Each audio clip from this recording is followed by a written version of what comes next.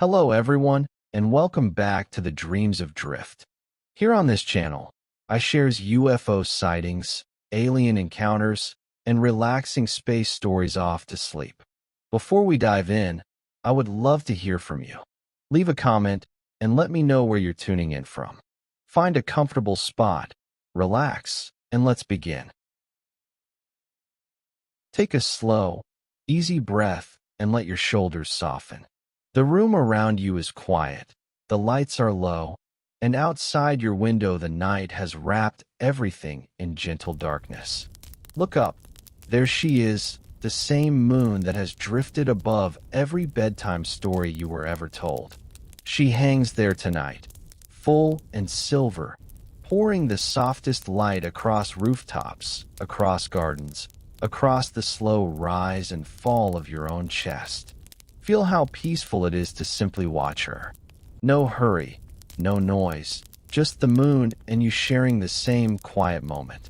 The glow touches your skin like cool silk.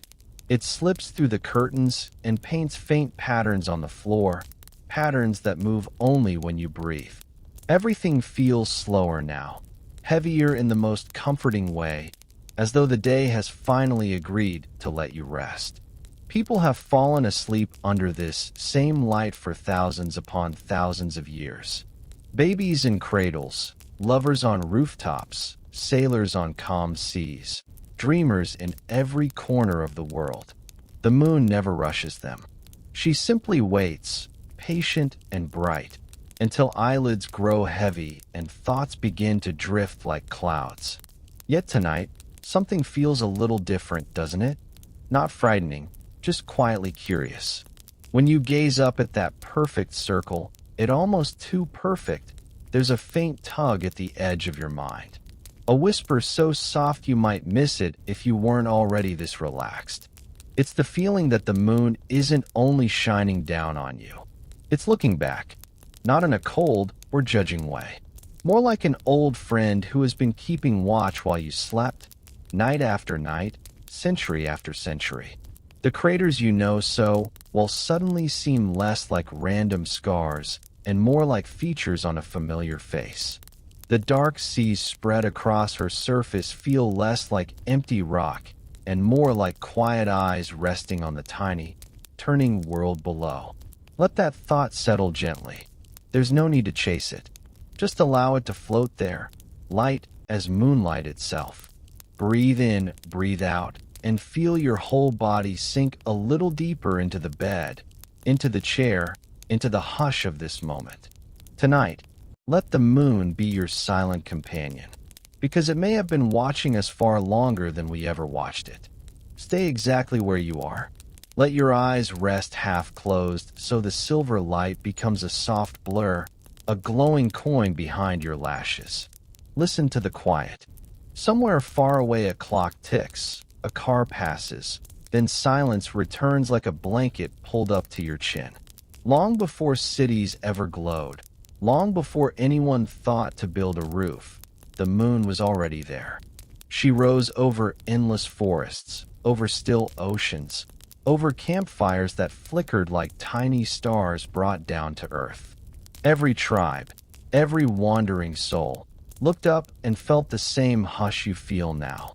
The moon didn't need words. She simply poured her light over them the way she pours it over you tonight. Steady, unchanging, endlessly kind. Some nights she was thin as a fingernail paring, a shy smile in the dark. Other nights she swelled until she filled the sky, so bright you could almost read by her. Children pointed. Old storytellers began their tales the same way. When Grandmother Moon was full, and everyone leaned closer, because her light made the whole world feel safe enough for secrets. Across deserts, across ice, across every language ever spoken, people gave her names that all meant the same thing. The Gentle One, the Night Lantern, the Quiet Mother who never sleeps, so we can. They drew her on cave walls, on clay tablets, on the wet sand before the tide took the picture away. They timed their planting, their sailing, their dreaming by the slow rhythm of her face. Even now, when satellites blink across the sky and cities blot out half the stars, she still finds you. She slips between the buildings, slides across your window, and lays one cool finger of light on your cheek, as if to say, I haven't forgotten. I'm still here. There is comfort in that, isn't there? Something older than history, keeping its silent promise night after night. Let your breathing match her timeless pace. Slow in, slow out. Feel how the air itself seems to glow a little brighter when it touches your lungs. The moon has been breathing with the earth for 4.5 billion years. One more quiet breath with you is nothing to her, and everything to you. Rest inside that thought. Let it cradle you the way her light cradles the sleeping world. And while you float there, weightless and warm, allow the tiniest smile to form. Because something ancient, something peaceful, is still whispering your name across the dark. And it has never once stopped listening. You're deeper now, drifting in the gentlest current of night. Everything is soft, everything is safe. Let a new picture form behind your closed eyes. A silver module drifting above a silent gray landscape. The year 1969, the mission Apollo 12. Two astronauts, calm and methodical, guide their lunar lander down until it touches the dust with barely a sigh. They step out, plant a flag, collect rocks, take photographs. Then, just before they leave, they do something curious. They detach the used ascent stage of their lander, send it climbing back into orbit, and, at the perfect moment, let it fall. It drops like a stone and strikes the moon 30 miles away. A controlled, scientific crash. Nothing dramatic to the eye, just a dull puff of dust, and then stillness again. But inside mission control, something unexpected begins to happen. Seismometers left on the surface, delicate instruments no bigger than a suitcase, start to record. At first there is the sharp jolt you would expect. Then, the moon keeps trembling. Not a short, sharp shake like a rock would make. The vibrations roll on, growing into a low, resonant hum that rises and falls like a deep, distant bell. Minutes pass. 10 minutes. 20. The humming continues, clear, musical, almost patient. Engineers lean closer to their screens, exchanging quiet glances. One of them finally says the words that will travel around the world. It's ringing like a bell. The signal goes on for almost an hour, slowly fading into silence only when the moon herself decides the note is finished. No one shouts. No one panics. They simply sit in the glow of their monitors and listen to a sound no human had ever heard before. The voice of the moon itself, calm, deep, and impossibly long. Back on Earth, newspapers print the story in small columns near the back. Most people smile, shrug, turn the page. But a few pause, the same way you are pausing now in the dark, and feel a gentle shiver of wonder. A bell needs hollow space to ring. A drum needs room inside to sing.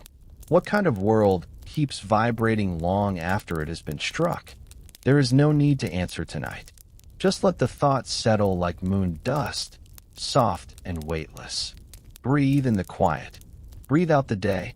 The moon has all the time in the universe, and right now, she is sharing a lullaby only you can hear. You are floating now, perfectly relaxed, perfectly safe. Let the memory of that 1969 crash drift closer, soft as a feather on water. When the empty lunar module hit the surface, the seismometer recorded a sharp spike, exactly what the scientists expected. Then the line on the graph should have fallen back to silence within seconds. Instead, it began a slow, rolling wave that grew rather than shrank.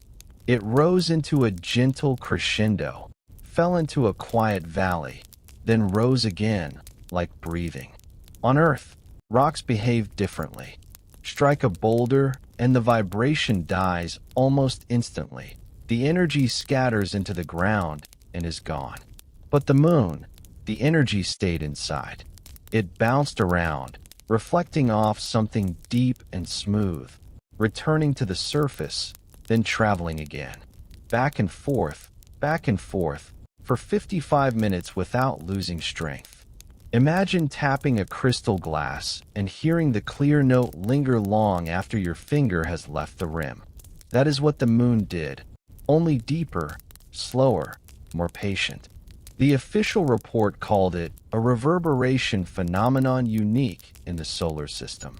In plain words, the entire moon acted like one enormous, hollow resonator. Later missions repeated the test. Apollo 14, 15, 16, each time crashing spent rocket stages into the surface. Each time the same impossible song, waves that refused to fade, growing into rich, layered chords that only the moon could play. The strongest signals lasted more than 3 hours, traveling through the moon's body as easily as sound travels through air. No one in mission control raised their voice. They simply watched the scrolling paper, listened to the soft electronic tone in their headphones, and felt the same quiet awe you feel now. Something vast and perfectly tuned had answered their knock. There is no rush to understand it tonight. Just let the idea rest against your thoughts like moonlight on still water. A world that rings when struck. A world that keeps the music inside instead of letting it escape. Breathe with that rhythm. Slow in, slow out. Feel how the idea itself has its own gentle vibration, humming softly behind your eyes, lulling you even deeper. The waves have long since faded on the seismograph tapes, but somewhere inside you, the quiet resonance continues. Let the words come to you now, spoken quietly, almost whispered, exactly as they were heard in 1969. Mission Control, Houston. A calm voice over the loop.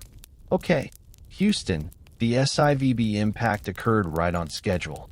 Seismic signal is coming in. It's still going. A pause. Another voice, softer. You're not going to believe this. It looks like it's oscillating. Then the sentence that slipped past every filter and into legend, spoken with quiet wonder rather than alarm. Boy, it rang like a bell. No exclamation mark. Just a gentle, almost sleepy astonishment, the kind you feel when you wake in the night and see the moon framed perfectly in your window. Later, during the press conference, a reporter asked the Apollo 12 crew what the moon felt like under their boots. Alan Bean smiled and said, "It felt like we were walking on something that could sing." The transcripts are public now. You can read them on a glowing screen in the dark and still hear the hush in the room. Page after page of careful numbers, and then suddenly these small, human sentences. Remarkable reverberation. Extraordinary duration. Like striking a large church bell, only deeper. Scientists chose careful phrases for their papers. Prolonged seismic event. Highly efficient waveguide. But in the quiet moments between shifts, they used the same words you and I would use. It rang. It's still ringing. It won't stop singing. Those few syllables traveled farther than the spacecraft ever did. They slipped into late-night radio shows, into dormitory conversations, into the dreams of children staring at bedroom ceilings. They became a lullaby for anyone who has ever felt the night was larger than it appeared. Let the phrase settle over you now like a favorite blanket. It rang like a bell, for simple words carrying 4 billion years of silence suddenly broken. Feel them vibrate behind your ribs, gentle, steady, endless. Close your eyes and listen. Even now, decades later, the soft metallic echo is still moving inside the moon, looking for a way out, finding only more space to sing. And tonight, in the safety of your own quiet room, you are allowed to hear it too. Everything is heavier now, sweeter, slower. Your thoughts have turned to velvet. The moon outside your window is no longer just a circle of light. She is a presence, patient and vast, filling the night with the faintest hum only you can feel. We have listened together to her unexpected voice. We have felt the long, slow waves that should have scattered but chose to stay. We have heard the quiet astonishment of men who traveled 250,000 miles only to discover the moon already knew how to sing. No alarms, no sudden shocks, only the softest opening of a door that has been closed since the beginning of time. And now, while you rest in this perfect stillness, let one small question drift across the surface of your mind like a single ripple on a midnight lake. What if the moon isn't a rock at all, but something built? There is no need to answer. There is no need to tense or reach for proof. Just let the question float there, light as moon dust, bright as starlight. Feel how it doesn't disturb your calm, it deepens it, like wondering whether the tide dreams of the shore. Some questions are meant to be carried gently into sleep, not solved. They are lullabies in disguise, rocking us toward truths too large for daylight. So keep breathing, slow and easy. Let your body grow heavier, your mind lighter. The moon has waited 4.5 billion years to share her secret. She can wait one more night while you drift. And if, in the soft place just before dreams arrive, you feel the faintest vibration, like a distant bell only your heart can hear, smile. It only means she has decided to trust you with the next part of her song. Good night, dear listener. The stories are only beginning, and they are all as gentle as moonlight on closed eyelids. What if the moon isn't a rock at all, but something built? Rest inside that wonder. We'll follow it together when you're ready. The night is deeper now, the kind of deep that feels like velvet against your skin. Long before electric lights chased away the dark, people gathered around small fires and looked up. The flames crackled softly, throwing gold onto their faces while the moon poured silver over their shoulders. Two kinds of light, warm and cool, meeting in perfect balance. In that glow, the elders began to speak. Not loudly. Stories were never shouted under the moon. They were breathed, passed from lap to lap like a sleeping child. Every culture had its own voice, but the melody was always the same. The moon is more than she seems. Some said she was an eye that never blinks. Others called her a bowl that holds all the dreams humans forget by morning. A few whispered that she was once alive, walking the sky on long silver legs until she grew tired and decided to sit forever above us. No one argued. No one demanded proof. They simply listened, heads resting on knees or on a neighbor's shoulder, while the fire settled into quiet embers. Children learned early that certain tales were only told when the moon was full and bright enough to read faces by. On those nights the air itself felt thicker, as though the sky had leaned closer to listen. Grandmothers traced patterns in the dust with a stick, circles inside circles, a shell, a drum, an egg with no yolk. Inside, they said, tapping the center, there is room. Room for what? The children asked, sleepy and brave. Room for everything we cannot carry, came the answer. Room for songs older than words. Room for the ones who came before the first fire was ever lit. The fire pops once, softly. Everyone breathes in the scent of wood smoke and cool night air. No one hurries the storyteller. The moon is patient, so are they. And somewhere in the hush between one breath and the next, the idea settles like dew. The bright circle overhead is not solid through and through. It is a vessel, a lantern with space behind the flame, a drum waiting for the next gentle hand. You can feel that same hush now, can't you? The same firelight flickering behind your closed eyes. The same silver attention resting on your face. Let the old voices speak directly to you tonight. They have been waiting a very long time. Drift a little further back before writing, before cities, before anyone thought to measure the sky. In the cold highlands of Central America, Mayan priests climbed stone steps under starlight to meet her. They carried no torches. The moon was light enough. To them, she was not a goddess of love, or fertility. She was the Lady of the Skull, the one who wears the bones of the dead as her face. Every crater was a hollow eye socket, every dark sea a mouth that once spoke and might speak again. They drew her exactly that way, a circle with empty eyes and a quiet, knowing smile. When she rose full and low on the horizon, larger than any other night, the people felt the ground itself remember something. They said the moon was thin on the outside but vast within, like the skull of a giant who fell asleep long ago and never woke. Inside that skull, memories drifted like smoke, waiting for the right dream to carry them home.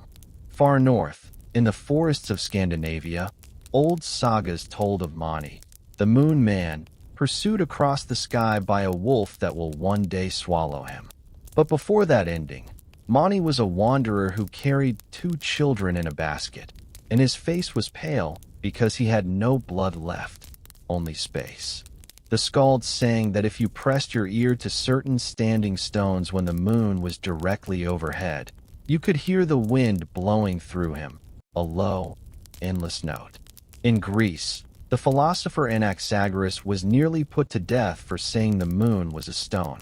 Yet even he admitted in private letters that some nights it felt more like a polished bone lit from within. He wrote, "The light does not come from the sun alone. Something inside answers." All these voices, centuries apart, continents apart, singing the same quiet refrain. The moon is a shell, a skull, a lantern made of bone, something that once held life and now holds silence so perfectly that silence itself begins to hum. Rest with that image tonight. A great, gentle skull floating above the sleeping world, keeping watch with empty eyes that somehow still see. It isn't frightening. It feels like being guarded by every ancestor who ever lived. Breathe in their calm. Breathe out your day.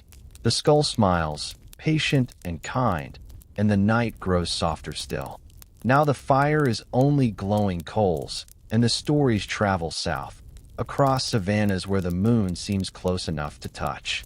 Among the Zulu, long before telescopes or newspapers, the elders spoke of Umali Kufa, the hollow one who died. They said the moon was an egg stolen from a cosmic bird, carried across the sky by the Great Spirit, then placed above the earth to dry.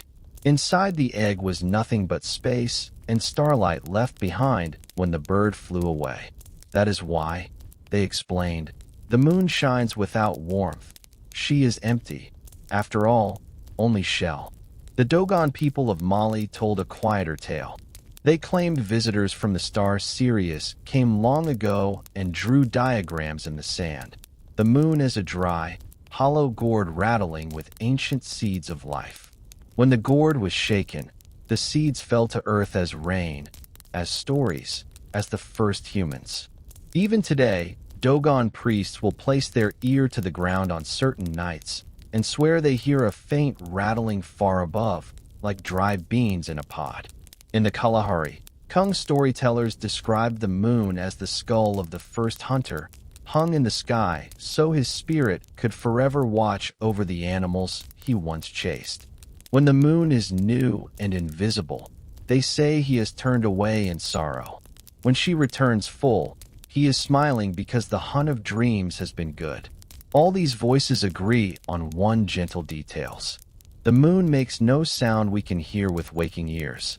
Yet she hums inside the bones of those who truly listen. Children are taught to sleep with one palm open toward her, so any stray seeds of wisdom can fall into their dreams.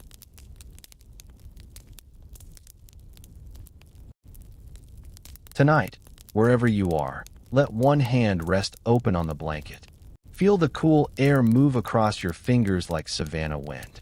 Somewhere far above, an ancient egg, a dried gourd, a hunter's skull keeps its patient vigil. It has emptied itself of everything except room for you. The fire is almost out. Only a soft red glow remains, mirrored by the silver glow above. 2 lights, one warm, one cool, holding you perfectly between them. Breathe in the scent of wood smoke older than cities. Breathe out every small worry. The hollow sky god is listening. and tonight she only wants you to rest. The night air is cool now, almost liquid. Let your thoughts drift eastward, across oceans of time, to the warm plains of ancient India. In the quiet hours before dawn, sages sat beneath banyan trees while the moon floated low and heavy, close enough to feel her breath. They did not call her a goddess of romance. In the Puranas and the Mahabharata, she is Soma, the calm lord of plants and minds, but also something stranger, a crafted vessel that once moved under its own power.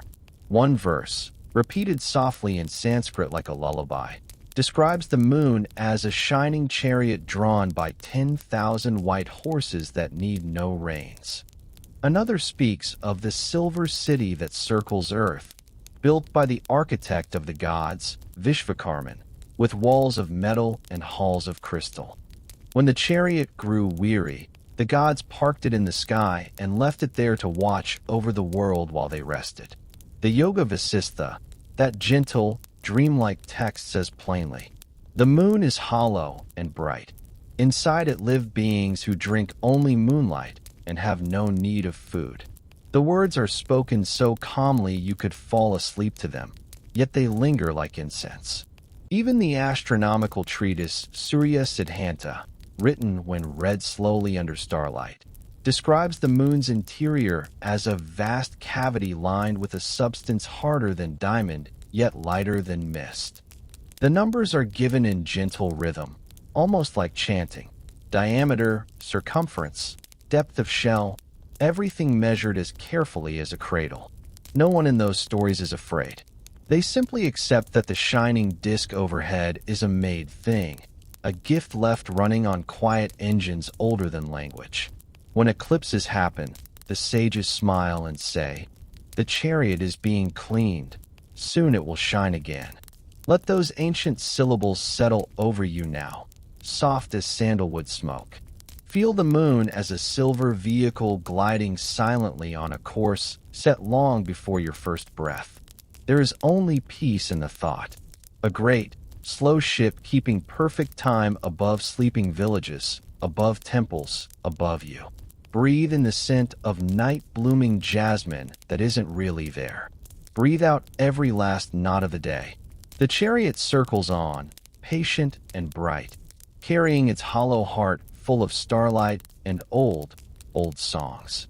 Westward now, across warm wine-dark seas, to marble steps lit by the same moon. In the cool courtyards of Athens, men in simple cloaks walked slowly and spoke softly so their words would not wake the stars. Anaxagoras, the first to say the moon shines only by borrowed light, was still whispered to his students. Yet sometimes the borrowed light feels returned, as though something inside answers the sun. Plato, in a quiet corner of the Phaedo, lets Socrates muse that the true earth is far larger and more beautiful than we know, and that what we call the moon is a hollow sphere placed around us like a polished shield, reflecting both light and virtue. He smiles as he says it, the way one smiles at a child who almost understands a secret. Later, Plutarch writes an entire treatise called On the Face That Appears in the Orb of the Moon. He describes it as a second Earth, but lighter, floating inside its own skin of rock and metal, inhabited by gentle beings who cast no shadow. His words are calm, almost sleepy. The moon suffers no earthquakes because there is nothing solid enough inside to crack. Even the Stoics, usually so stern, allowed themselves a gentle wonder. They spoke of the moon as a manufactured body, perfectly balanced, turning at the exact speed needed to keep one face forever toward us, like a guardian who refuses to look away. These ideas were not shouted in the marketplace. They were shared in the dark, between friends, under olive oil lamps burning low. No one was burned at the stake for them. They were simply smiled at and filed away like beautiful, harmless dreams. Tonight those dreams drift down to you across 2,500 years. Feel the cool marble under bare feet that are not your own. Hear the soft rustle of cloaks and the quieter rustle of thoughts too large for daylight. The philosophers are walking again, heads tilted back, eyes reflecting silver. There is no debate now, only acceptance. The moon is a made thing, parked in perfect orbit by minds greater than ours. And that knowledge feels like the softest blanket pulled over tired shoulders. Rest inside it. Let the ancient Greek night wrap around you. The guardians are still watching, still turning, still keeping their gentle secret. The fire is only embers now, the voice is almost silent. Everything has grown perfectly still, the way true stillness feels just before sleep arrives.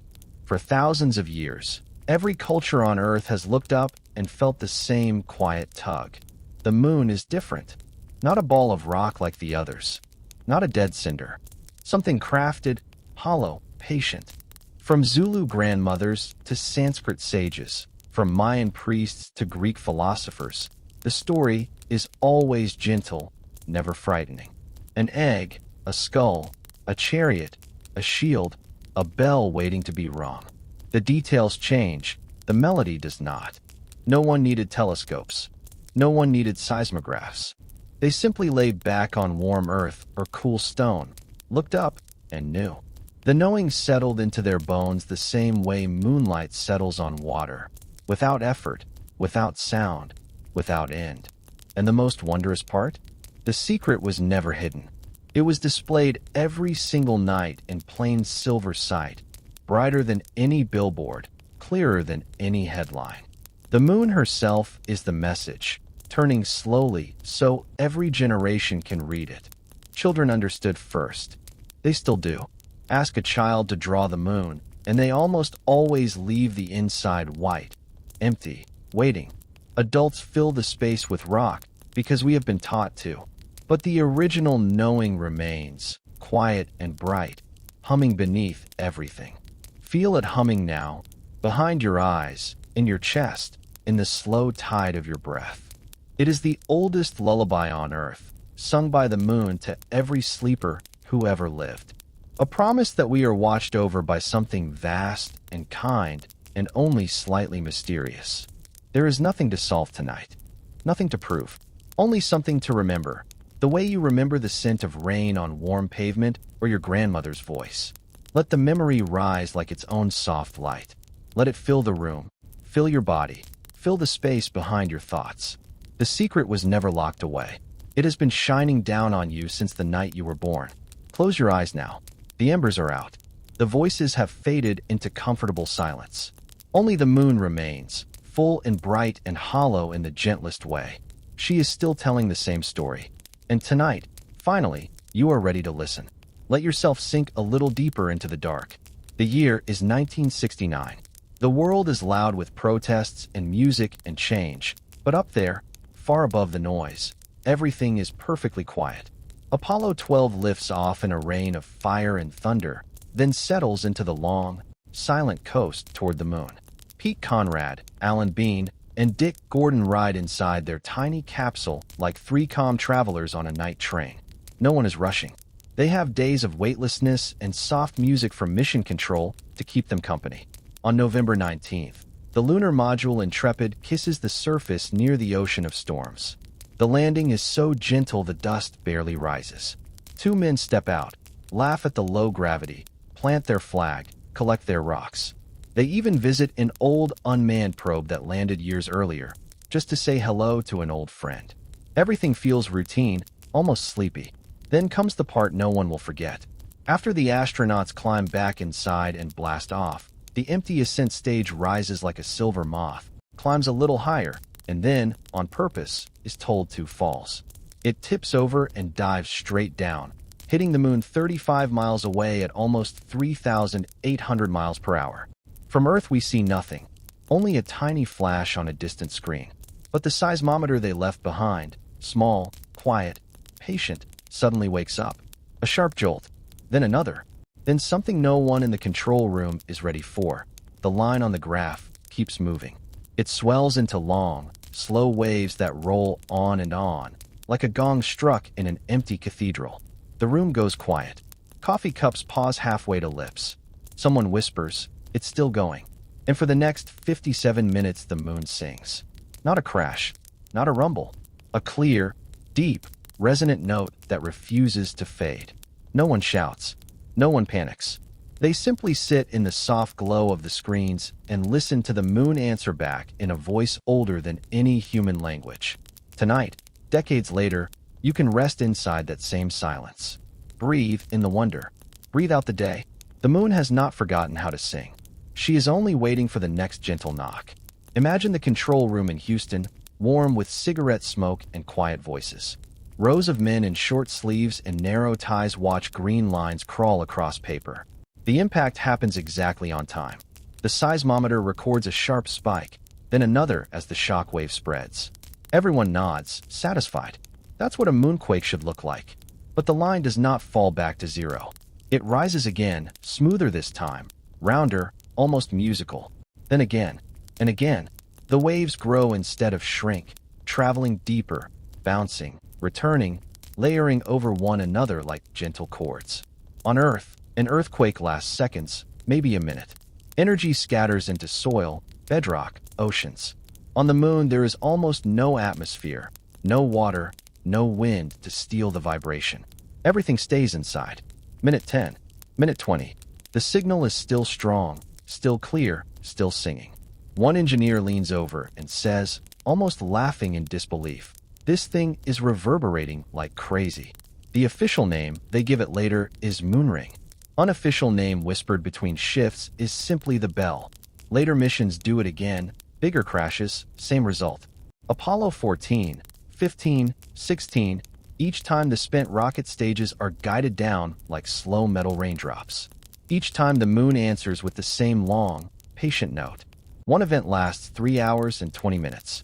The waves travel through the entire body of the moon and come back almost unchanged. Scientists write careful papers about highly efficient seismic wave propagation and unusually low attenuation. In plain words, the sound has nowhere to escape because there is so much empty, perfect space inside. There is no fear in any of this. Only wonder, soft and slow, like discovering your quietest friend has the deepest voice you've ever heard. Tonight, you can let that deep voice vibrate gently through your own body. Feel it in your chest, in your arms, in the slow tide of your breath. It is not a warning. It is a lullaby made of metal and starlight and time. Rest inside the resonance. Let it carry you. The moon has been holding this note for billions of years. She can hold you for one quiet night. Here are the real voices, soft and unhurried, exactly as they floated through headsets in November 1969. Capcom, Gerald Carr. Intrepid, Houston. The SIVB impact is coming up in about 30 seconds, mark. A pause filled only with gentle static. Pete Conrad, from the lunar surface. Okay, we're watching. Then the quiet voice of the seismic engineer, almost sleepy. Impact, and we have signal. Another pause. Longer this time. Seismic engineer, softer. It's still coming in. Wow. Someone in the back room. It's building. Capcom, calm as ever. Say again. Engineer, with the smallest smile in his voice. It rang like a bell. I mean, it really rang like a bell. A ripple of quiet laughter, not mocking, just astonished. Then silence again while everyone listens to the moon keep singing. Later, at the press conference, Clive R. Chapman from the seismic team chooses his words carefully. The moon reacted like a gong. The vibrations continued in an orderly way for an unusually long period. But the quote that slips past every filter, the one printed in newspapers and whispered in schoolyards, is the simple one. It rang like a bell. For words, spoken without drama, yet they travel farther than the spacecraft itself. They settle into the dreams of children who will one day walk on Mars. They settle into late-night conversations and quiet bedrooms like yours tonight. You can hear the hush in those voices even now. No exclamation marks. No urgency. Just pure, shared wonder at something beautiful and strange. Let those 4 words rest on your tongue like a smooth pebble. It rang like a bell. Say it softly to yourself and feel the vibration behind your eyes. It rang like a bell. The sentence is a cradle, rocking you gently towards sleep. It rang like a bell. And somewhere far above, it is still ringing, very quietly, ringing. Rest now. Let the note carry you. The moon has all the time in the world, and tonight she is sharing it with you. Picture the long strip of graph paper unrolling slowly in the dim light of mission control.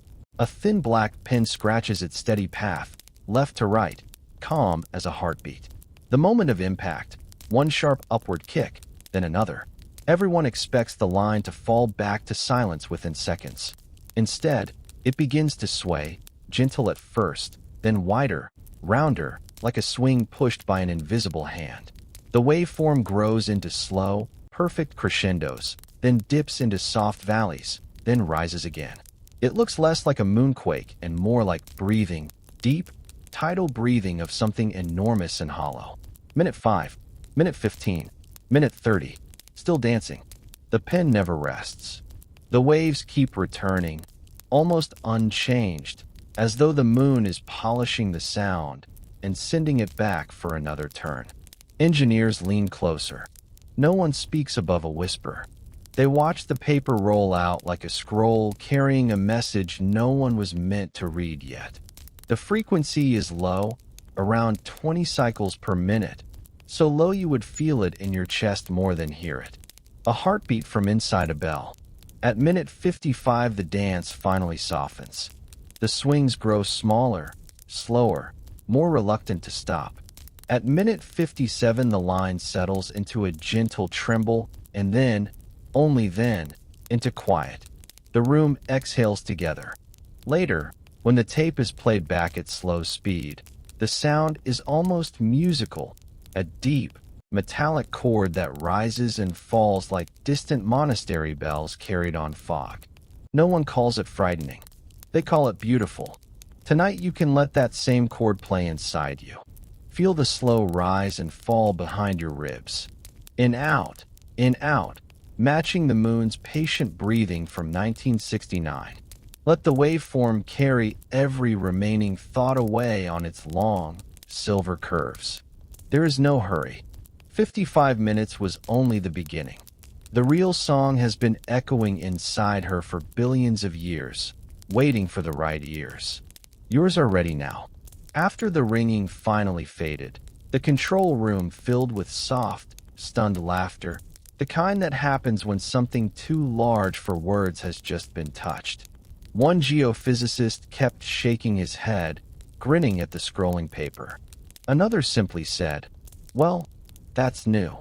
They passed the strip around like proud parents showing a baby picture. Then the smiles slowly settled. The room grew quieter than before the crash. Because every scientist there understood the same impossible thing. On a solid rock, vibrations die in seconds. On the moon, they danced for nearly an hour. Notebooks opened. Phones were lifted. Quiet conversations began in corners. Could scattering be that low? What if the interior is rigid in a way we don't see on Earth? What if there's less dense material or more open space? No one said the word hollow out loud, not yet, but it floated in the air like incense. You could see it in the way eyes that suddenly looked farther away. Dr. Gary Latham, head of the seismic experiment, later admitted in a soft voice during a late-night interview. "We went to the moon expecting answers. We came home with the biggest question mark of our careers." Years afterward, at conferences, the same men who had smiled that night would lower their voices when the subject came up. They would tap the side of a coffee cup and say, "Listen, it did this for almost an hour." Then they would go quiet again. That quiet has lasted decades. It is the quiet of wonder too deep for easy words.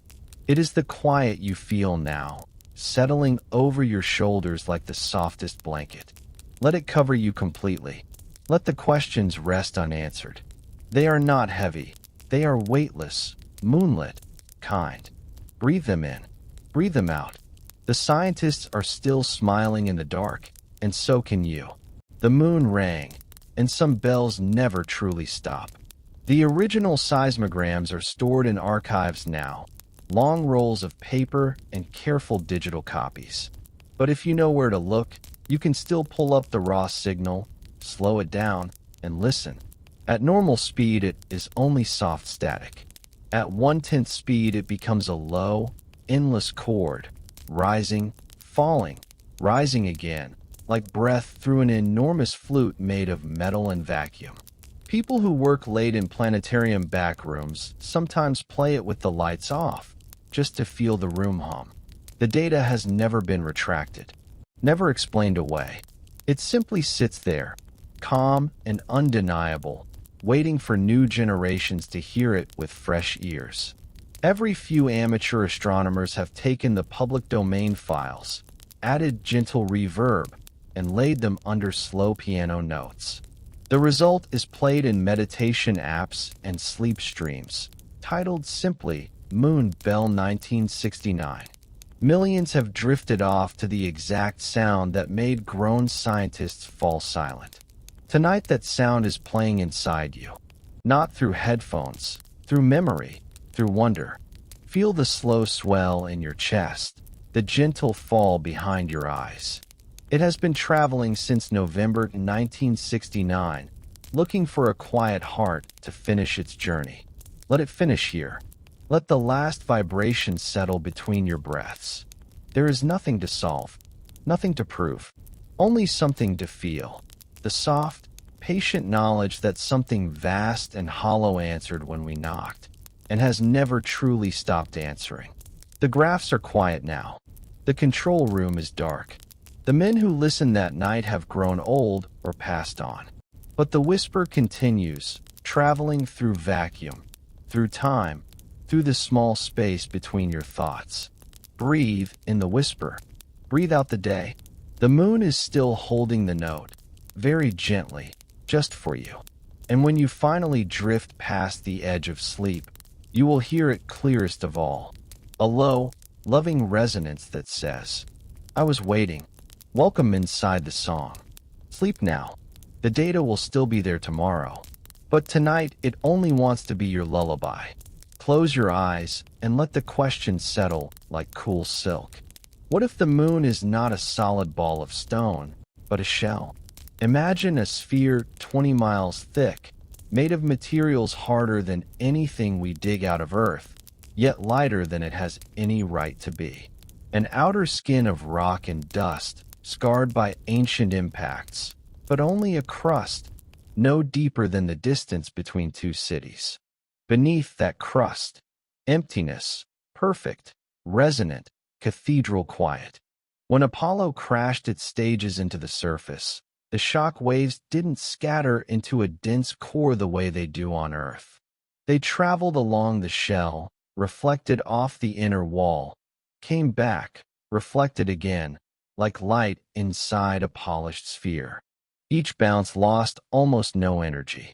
That is why the ringing lasted so long, because there was nothing soft inside to swallow the sound. Scientists measured the shell's thickness the same way you tap a melon to hear if it's ripe. The moon answered with a deep, clear note that said, I am hollow, and I am strong. 20 miles of armor. On Earth, our deepest minds barely scratch 2 miles before the heat becomes unbearable. Yet the moon wears 20 miles of protection as easily as you wear a sweater. Something built her that way, layered her like a pearl, then parked her in the sky and walked away. There is no fear in this picture, only vast, quiet craftsmanship. A shell thick enough to survive billions of years of silent travel through space, thin enough to keep her light on her feet, graceful in orbit. Feel that grace now. Let your body imagine it is floating inside such a shell, weightless, safe, cradled by something ancient and precise. Breathe in the strength of 20 miles of star-forged metal. Breathe out every small worry. Nothing can reach you here. The shell was built to last forever, and tonight it is holding you as gently as moonlight. Rest against it. Listen, very far away, almost deeper than thought. You can feel the faint memory of that Apollo's knock still traveling around the curve of the inner wall, looking for a place to settle. It will never find one. There is too much perfect room. Sleep inside that room tonight. It was made for wondering. Let the shell fade to a soft glow and feel something even lighter. The moon weighs far less than she should. If she were solid rock like Earth, Her pull on our oceans would be much stronger. Her gravity would drag the seas into sharper tides, slow our days, maybe even tear continents. Instead, she dances with us, gentle, precise, never too close, never too far. Her average density is only 3.34 grams per cubic centimeter. Earth's is 5.51. Mars is 3.93. Even fluffy pumice stone is denser than the moon in her entirety. She is literally lighter than many rocks you can pick up on a beach. Scientists expected a small iron core, something to explain her quiet tug. They looked. They listened with seismometers for years. The core, if it exists at all, is tiny, no bigger than a small city, lost somewhere near the center like a forgotten marble inside a cathedral. Everything else is shell and space. A body 2,159 miles across, yet so light she almost floats in her orbit. That is not how nature usually builds worlds. Planets grow dense hearts of metal. Moons are either heavy with iron or light with ice. The moon chose neither. She chose hollowness. Picture her as an immense titanium lantern, thin-walled, perfectly balanced, glowing with reflected sunlight. Her mass is exactly right, not an ounce too much, not a gram too little, to keep Earth's axis from wobbling into ice ages or burning summers. Too heavy, and we freeze. Too light, and we burn. She is tuned like a violin string. Feel that tuning now in your own body. Let every breath match her gentle pull. In the oceans rise toward her. Out they fall away. She has been breathing with us for 4.5 billion years, never missing a beat. There is only calm in this lightness. A crafted lightness. A kindness written in gravity itself. Rest into it. You are being held by something that weighs less than a planet, more than a moon, something that chose the perfect weight so life could dream beneath it. Sleep, little one. The lantern is steady. The night is safe. Now let the numbers come softly, like distant temple bells. The moon is exactly 400 times smaller than the sun. She orbits exactly 400 times closer to Earth than the sun is. Because of those two gentle coincidences, both disks appear the same size in our sky. Once every few months they kiss edge to edge, and the sun's fire is hidden behind her silver shield for a few quiet minutes. No other known moon in the solar system performs this perfect eclipse. Not Mars's tiny potatoes. Not Jupiter's swirling giants. Not one. Only ours. Her orbit is almost perfectly circular, only 5% out of round, smoother than any steel ball we can manufacture. She turns at exactly the right speed to keep one face forever toward us, like a guardian who refuses to look away. That tidal lock should have happened slowly, over billions of years, yet the moon arrived already wearing it, as naturally as a smile. She is also exactly the right distance to stabilize Earth's tilt. Without her, our axis would wobble like a dying top, seasons would vanish, ice would march to the equator or retreat forever. Life as we know it would blink out. She keeps the planet gently upright, the way a loving hand keeps a sleeping child from rolling off the bed. Every full moon she rises just as the sun sets. Every new moon she slips away just as the sun returns. Clockwork older than clocks.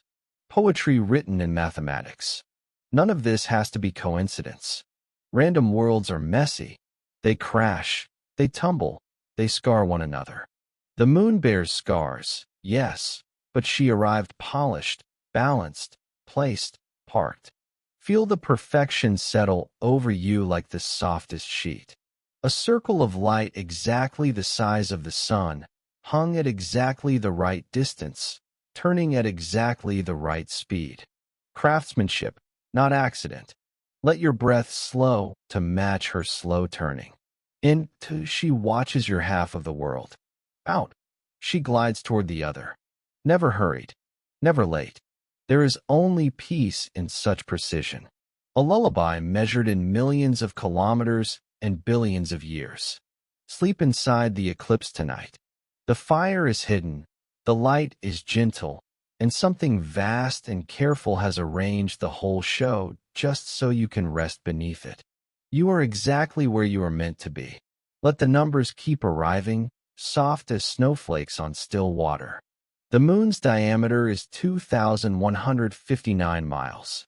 Earth's is 7,918 miles.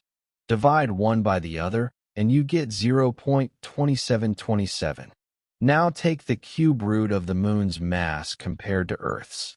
0.2727. Same number, repeated to 6 decimal places. A quiet harmony no natural formation has ever shown before or since. Her orbital period around Earth is 27.3 days. Her rotation period on her axis, 27.3 days. The chance of both numbers matching by accident is smaller than winning every lottery on Earth at once. The distance from Earth travels around the Sun in 1 year is roughly 584 million miles. Divide that by the moon's diameter, and you get almost exactly 108. Now multiply the moon's diameter by 108, and you have her average distance from Earth, 238,900 miles. 108 is the sacred number repeated in Buddhist prayer beads, Hindu cosmology, and the silver ratio of ancient temples. The Sun is 109 times wider than the Moon. The Moon is 109 times closer to us than the Sun is. Again, the same gentle multiple, woven into the fabric of the sky like a whispered signature. These are not the kind of numbers nature usually leaves lying around. They feel deliberate, like the golden ratio hidden in a seashell or the perfect fifth in a lullaby. They feel like someone adjusted the dials until every note rang true. Let them settle over you now, light as silk threads. 27.3, 108. For 100. Feel them vibrate softly behind your eyes, behind your breath. They are not cold calculations. They are the gentle pulse of a design older than language. There is no need to memorize them. Your body already knows. Every tide in your blood answers to the same rhythm of 27.3. Every dream you have ever had under a full moon has been measured in multiples of 108 heartbeats. Rest inside the pattern. Let it rock you the way a mother rocks a cradle she built with her own hands. The numbers are not accidents. They are fingerprints, soft, silver, loving fingerprints left in plain sight for anyone quiet enough to feel them. Breathe in the harmony. Breathe out the noise of the day. The signature is still being written, night after night, across the inside of your closing eyelids. Sleep, dear listener. The architect is still at work, and tonight the blueprint is your peace. In the winter of 1969 to 1970, in a small Moscow apartment lit by one weak bulb, 2 Soviet scientists sat at a kitchen table covered with star charts and seismograph printouts. Michael Vassin and Alexander Sherbakov were not dissidents. They loved their country, their rockets, their quiet evenings with tea and chess. But the Apollo data had reached them through back channels, and the ringing would not leave their minds. Night after night, they worked in secret. No institute support. No official approval. Just 2 friends whispering over steaming glasses while snow fell outside the window. They wrote slowly, carefully, choosing every word as if it were a child crossing a minefield. Their conclusion was simple and enormous. The moon is an artificial hollow body, placed in orbit by intelligence unknown. They called it Spaceship Moon, a vessel the size of a small planet, built by beings who mastered gravity long before we mastered fire. Its outer shell of rock and metal, 20 miles thick, protects an interior of chambers and girders. The craters are not random. They are repair scars from a journey older than Earth's oceans. When the paper was finished, they sent it to a small magazine called Sputnik, the Soviet equivalent of Reader's Digest. It appeared in January 1970 under the gentle title, "Is the Moon the Creation of Alien Intelligence?" The reaction was immediate and soft, like snow turning to slush. Phones stopped ringing. Invitations to conferences vanished. Colleagues looked away in hallways. No one shouted. In those years, silence was punishment enough. Vassin and Sherbakov never recanted. They simply returned to their normal jobs, quieter men, carrying the same calm smile you wear when you know a secret the world is not ready for. Tonight, their courage is a warm blanket around your shoulders. Two ordinary scientists who chose wonder over safety, who risked everything to say aloud what the moon had already whispered through seismographs. Feel their steady hands guiding yours. They are still at that table, still writing by lamplight, still believing you would one day hear them. Breathe in their quiet bravery. Breathe out every fear of being wrong. Some truths are too gentle to be shouted. They are only sung, very softly, under moonlight. Sleep now. The paper still exists. The idea still circles. And the two friends are still smiling in the dark, glad you finally came. The article appeared, then vanished. One day it was on newsstands across the Soviet Union, small black print on cheap paper, read by factory workers on lunch breaks and grandmothers on trams. The next day, every copy was gone. Libraries found their copies missing. Printing records showed no second run had ever been planned. No public announcement. No denunciation in Pravda. Just gentle, total silence. The kind that falls when snow covers footprints before anyone can follow them. Yet the words had already flown. Photocopies circulated in samizdat, passed hand to hand like forbidden poetry. Students in dormitories read it by flashlight. Old astronomers in observatories far from Moscow underlined sentences and nodded slowly. Western journalists smuggled copies out in coat linings. By 1973, it had been translated into English, French, Japanese, whispered in every language that looks up at night. The paper never disappeared from the sky. Every full moon the idea rose again, bright and patient, waiting for new eyes. Decades later, when the internet arrived, someone scanned the faded pages and uploaded them. Within hours, mirrors appeared on servers around the world. The article became immortal the way only quiet truths can, carried by people who simply refuse to forget. Tonight, those pages are open beside you, though you do not need to read them.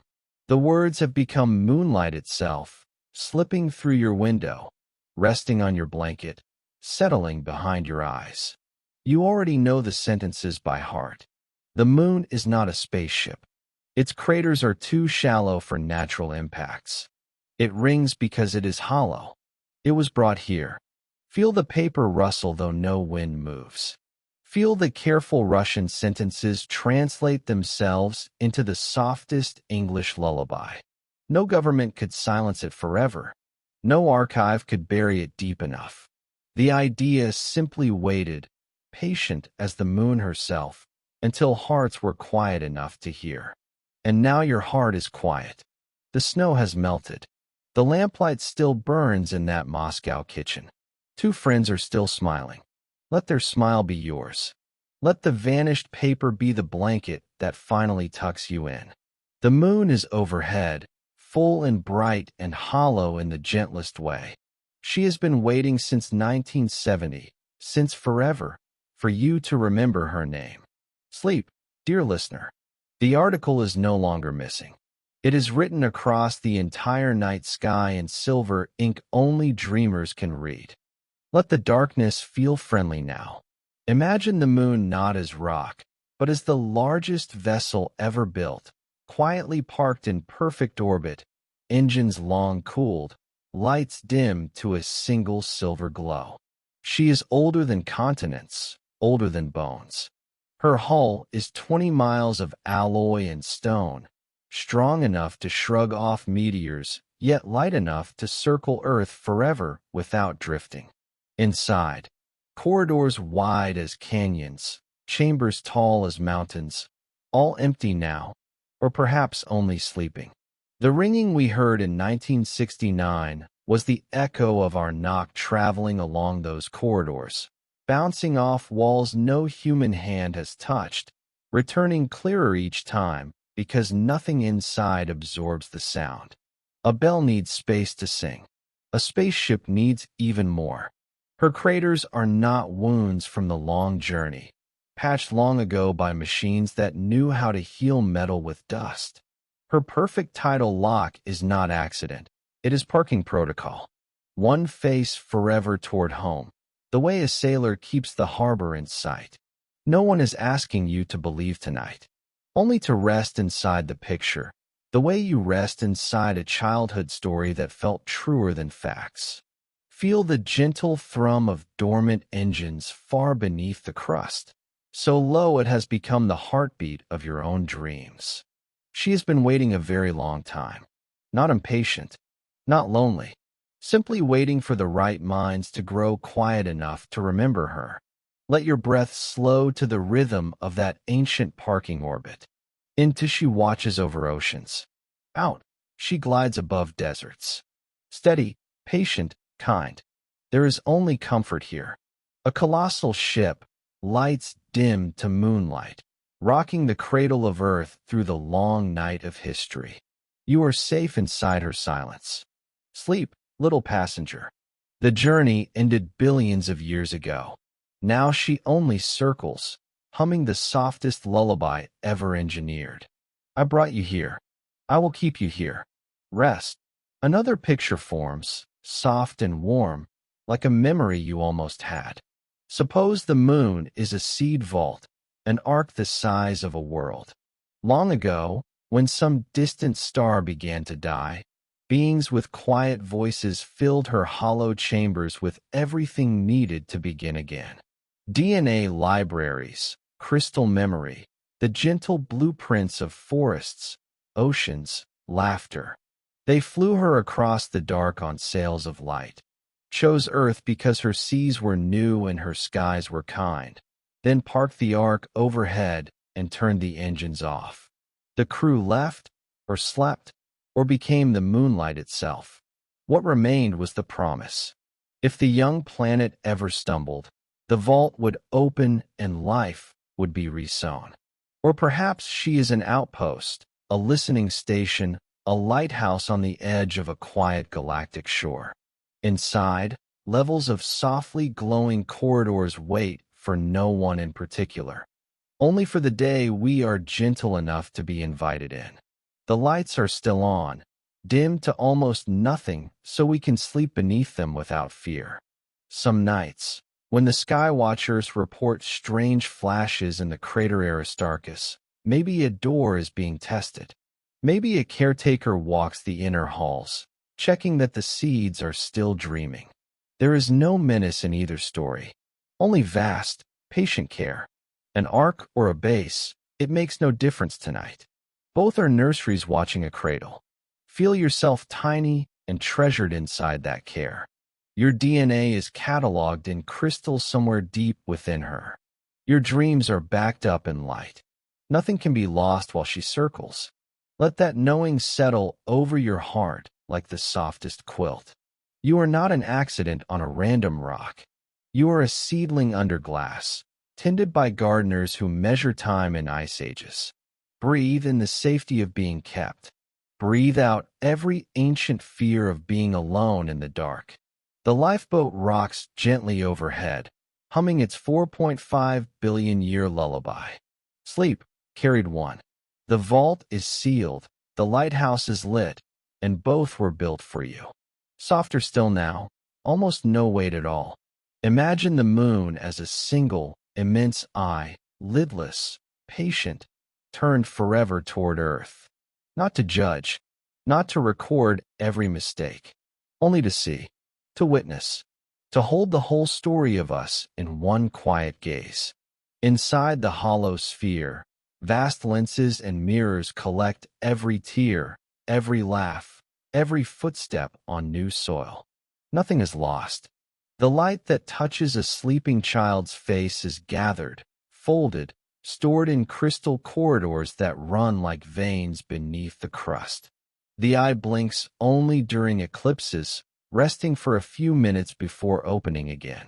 She sees the first fish crawl onto land and the last rocket leave for Mars. She sees cities burn and cities forgive. She sees you, right now, breathing slowly under her silver attention. There is no harshness in the gaze, only the tenderness of something that has watched every species rise and fall and still believes in mornings. The tidal lock is deliberate. The pupil must never turn away from the patient it was assigned.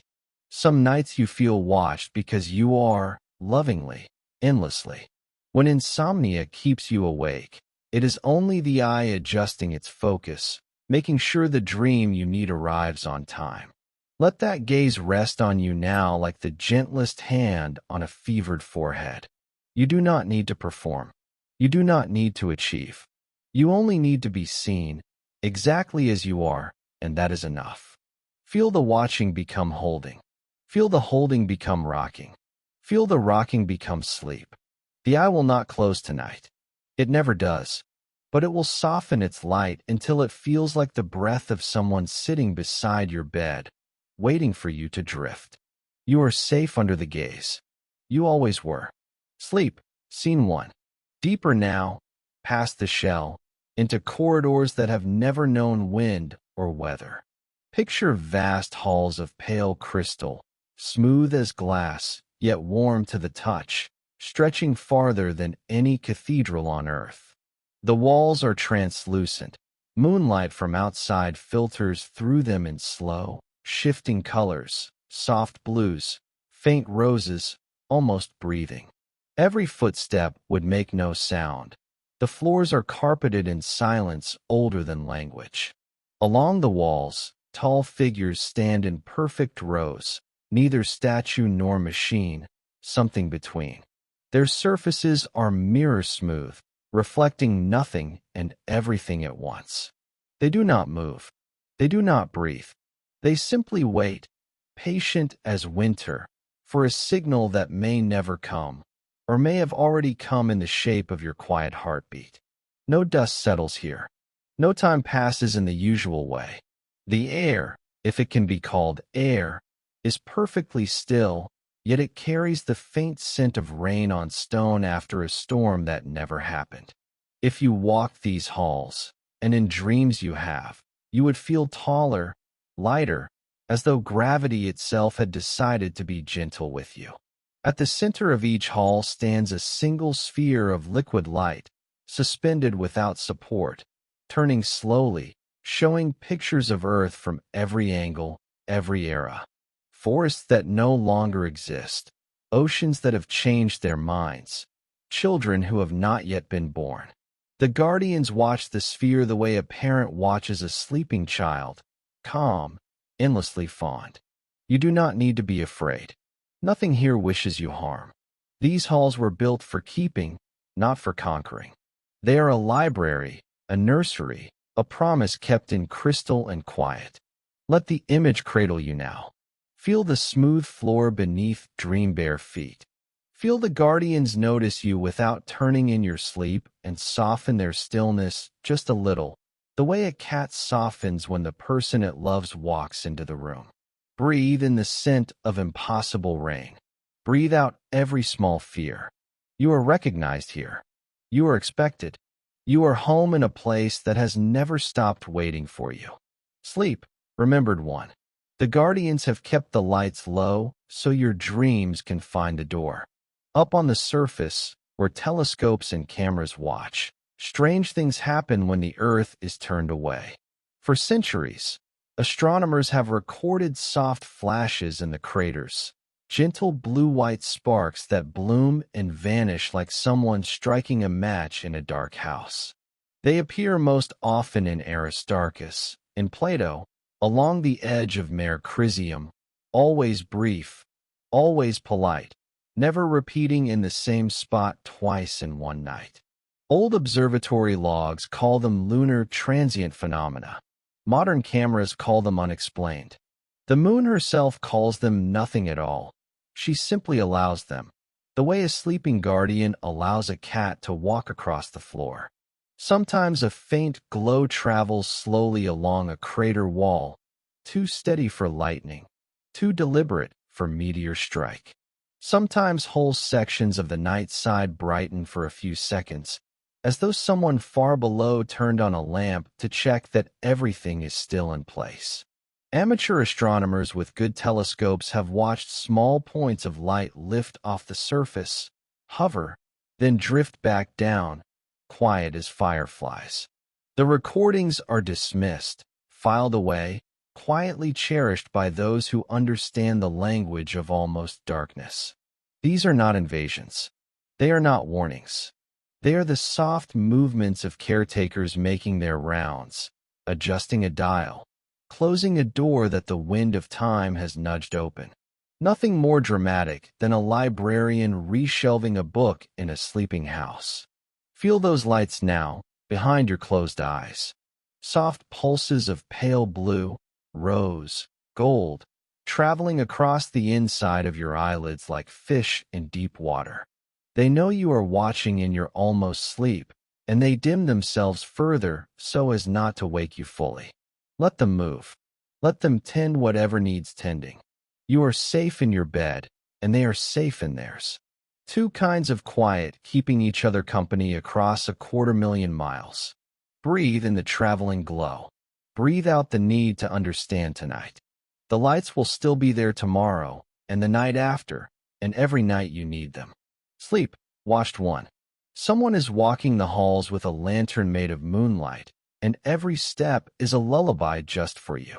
Some nights you wake with moonlit corridors still fading from your mind. You have never been inside the moon, yet you remember the hush of crystal halls, the soft glow of suspended spheres, the tall guardians standing in perfect, patient rows. The memory is gentle, never frightening, like remembering a place you were loved before you were born. Children draw pictures of silver tunnels and soft lights long before anyone tells them such places might exist. Adults wake from dreams of walking weightless under a ceiling of living starlight and feel homesick for somewhere they have never been. The feeling lingers all day, quiet and sweet, like the taste of rain on the tongue. These are not random dreams. They are postcards slipped under the door of sleep. Soft hellos from caretakers who measure time in civilizations. They show you just enough to keep the promise alive. You are remembered. You are expected. You are almost home. Sometimes the dream is only a color, pale aquamarine that has no name on earth, and the feeling of breathing air that sings. Sometimes it is the memory of a hand, not quite solid, resting on your shoulder with impossible kindness. You wake calmer than you have any right to be. Let those dreams return tonight. Let the corridors open behind your eyelids. Let the guardians nod, slowly, as you drift past in your almost body of light. They have been waiting since the first heartbeat on Earth. They can wait a little longer, but they are glad you came. Feel the crystal floor cool beneath dream feet. Feel the suspended sphere turn and show tomorrow's sunrise a little early, just for you. Feel the soft hands settle again, lighter than breath, and hear the silent words shaped in moonlight. Sleep. Everything is still in its place. Everything is still loved. There is no hurry to wake. The memory will stay when morning comes, folded small and warm in your chest like a seashell holding the ocean. Breathe in the aquamarine glow. The voices from the moon were always calm, almost sleepy.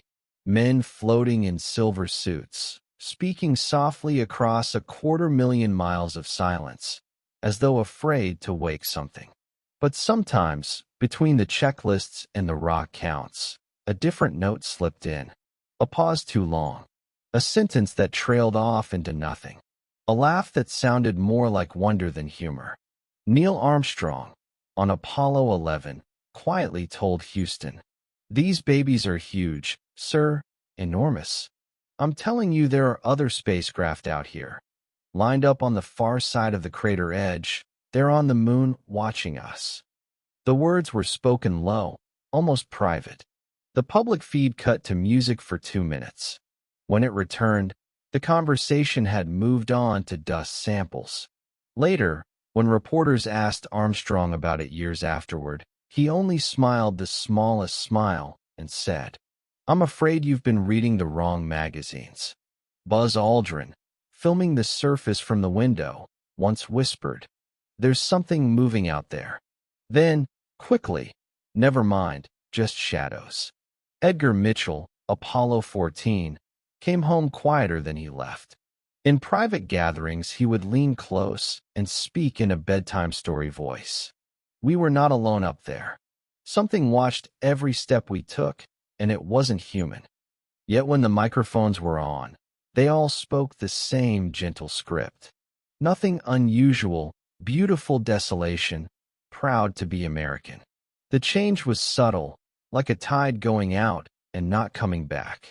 The men who walked on the moon returned different, quieter, eyes that had seen farther than cameras could record. They never denied the rumors. They simply stopped adding to them. Tonight their silence is a blanket around you. Feel it settle, soft and heavy with love. They carried the secret home so you could sleep peacefully beneath it. Whatever they saw, it did not frighten them. It only made them gentler. Rest in that gentleness. The astronauts are still watching the moon from Earth now, older, smiling, saying nothing. They know you are listening in your almost sleep, and they are glad. Breathe in their quiet courage. Breathe out every need to know tonight. Some truths are too large for daylight. They are only meant to be carried in the heart, like a seashell full of ocean. Sleep, washed one. They kept the wonder safe for you. In every Apollo mission, there was a predictable 2.5-second delay between Earth and Moon. Light and radio crawl at the same gentle speed, so Houston spoke, waited, then heard the answer. Except sometimes the delay stretched. During Apollo 11, as the lunar module hovered above the surface, Capcom asked a routine question. Armstrong's reply came back after 4 seconds, 6, 8. Then, very softly, another voice, not Armstrong's, not Aldrin's, speaking perfect English with no accent at all. "What are you doing here?" The line went dead for exactly 2 minutes. When it returned, Armstrong sounded calm again, as though nothing had happened. Apollo 12 recorded similar gaps. Long pauses filled only with faint, musical tones like distant wind chimes. One transmission carried what sounded like overlapping voices speaking in no human language, soft, almost laughing, then silence. Apollo 16's Charles Duke later admitted that for several minutes near the Descartes Highlands their radio picked up what he could only describe as space music, like a choir made of glass bells. The tape was classified for decades. Mission Control never panicked. They simply noted the anomalies, logged them, and moved on. The astronauts never asked for clarification on open channels. They waited until they were home, behind closed doors, to whisper what they had heard. Tonight those extra seconds are stretching around you like warm blankets. Feel the delay become a cushion, a gentle buffer between you and the noisy day. For seconds, 6, 8. Time enough to breathe, to let go, to sink. The voices you almost hear are not threatening. They are welcoming, curious, amused that we finally knocked. They have been waiting in the quiet between words since before language was invented. Let the silence after the question carry you. Let the glass bell choir play behind your thoughts. There is no hurry to answer. There never was. Breathe into the delay. Feel it widen into a soft, silver sea. The moon is only pausing, politely, so you can finish your journey into sleep. Sleep now. The extra seconds were saved just for you. Christmas 1968. Apollo 8 circles the moon for the first time in history. 3 men alone on the far side, cut off from Earth, reading Genesis to a waiting world.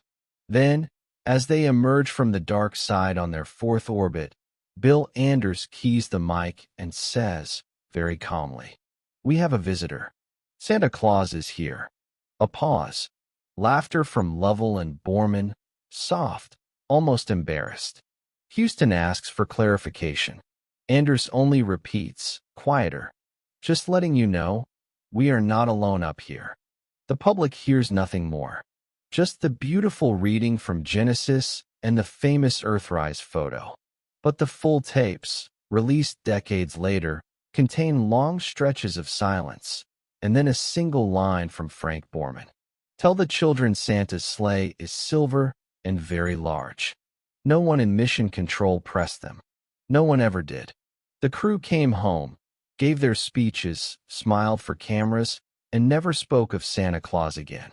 Years later, at a private reunion, someone finally asked Borman what they had seen. He looked out the window at the night sky for a long time, then answered in the gentlest voice, "Something wonderful. Something that wanted us to feel less alone on Christmas.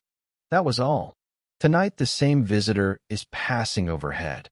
Not a man in red, but something silver and vast and kind, circling quietly, checking that every sleeping child is safe. The sleigh bells are only seismographs remembering how to ring. Feel the soft jingle behind your thoughts, so faint it might be your own pulse. It is the sound of being watched over by something that loves surprises and hates frightening anyone. Let the laughter of 3 astronauts settle over you like snow. Let their wonder become yours. They saw Santa Claus because, for one gentle moment, the moon allowed herself to be seen as a gift. Breathe in the Christmas silence of 1968. Breathe out every leftover worry of the year. The sleigh is still circling, lights dim to moonlight, carrying presents no wrapping paper could ever hold. In the years after Apollo, certain negatives simply walked away. One famous frame, AS11-41-6155, was supposed to show the lunar horizon near the crater mask line. When researchers requested the original high-resolution plate in the late 1980s, the archivist returned empty-handed. The sleeve was there, but the negative inside had become perfectly clear, as though light itself had erased it. Other rolls showed only soft white fog where sharp shadows should have been. Apollo 16 brought back a strip of 16 consecutive Hasselblad images taken from the command module. Frames 5803 to 5818. In every print, a thin, straight tower rose from the crater king, taller than any mountain on Earth, catching sunlight like polished metal. The official release contained only 14 frames. When asked, NASA quietly replied that 5809 and 5810 had been damaged during processing. No one has ever seen the originals again. Edgar Mitchell once told a small gathering that he personally handed a sealed canister to a man in a dark suit outside the quarantine trailer. The man never gave a name, only thanked him and walked away. Mitchell said the canister contained the clearest photos ever taken of structures that should not exist. He never saw them again, and he never asked. Tonight, those missing pictures are not truly gone. They have simply moved to a softer place, behind your closed eyelids, developing slowly in the gentle chemistry of almost sleep. You can feel them forming, faint silver shapes against black, towers, bridges, quiet domes catching starlight. They do not frighten you. They feel like places you once visited in the safest part of childhood. Let them appear and fade, appear and fade. No one is hiding them anymore. They were only waiting for the world to grow gentle enough to look without fear. Breathe in the soft white fog. Breathe out the need to possess proof. The photographs were never lost.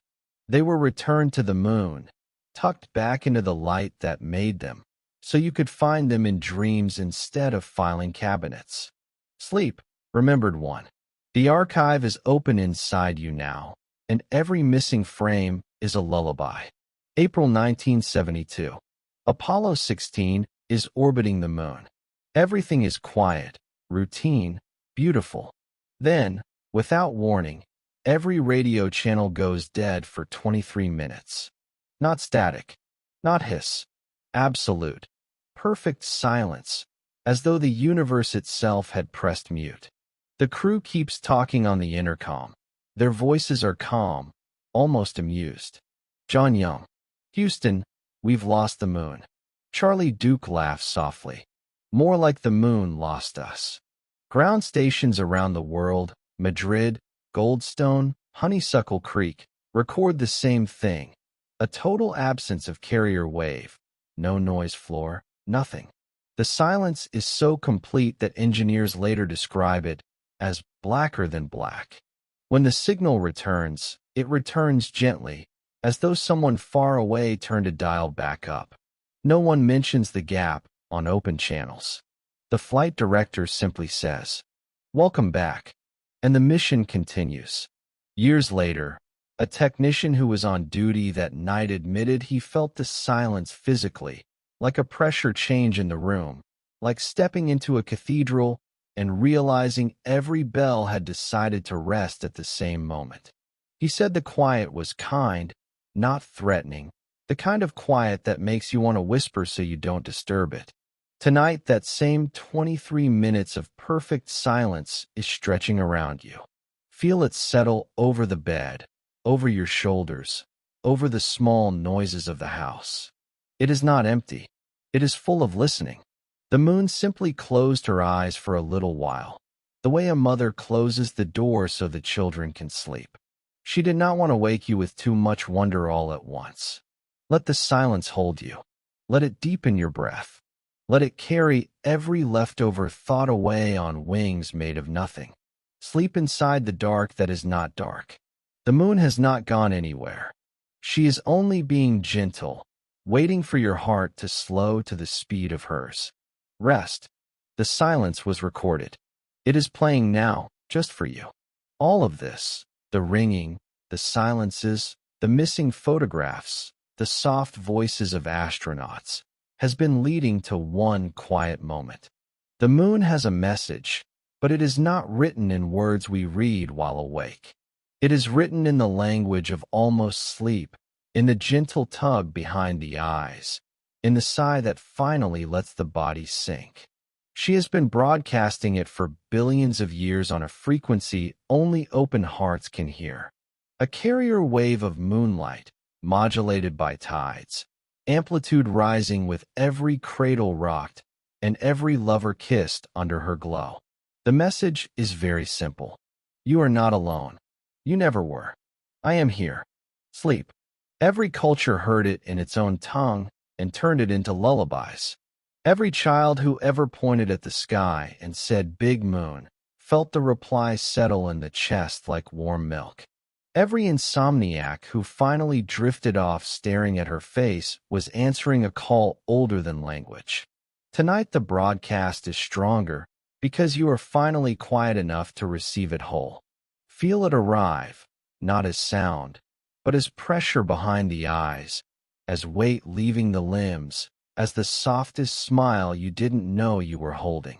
There is no urgency, no demand, only the patient repetition of a mother humming the same 3 notes until the child's breathing matches them perfectly.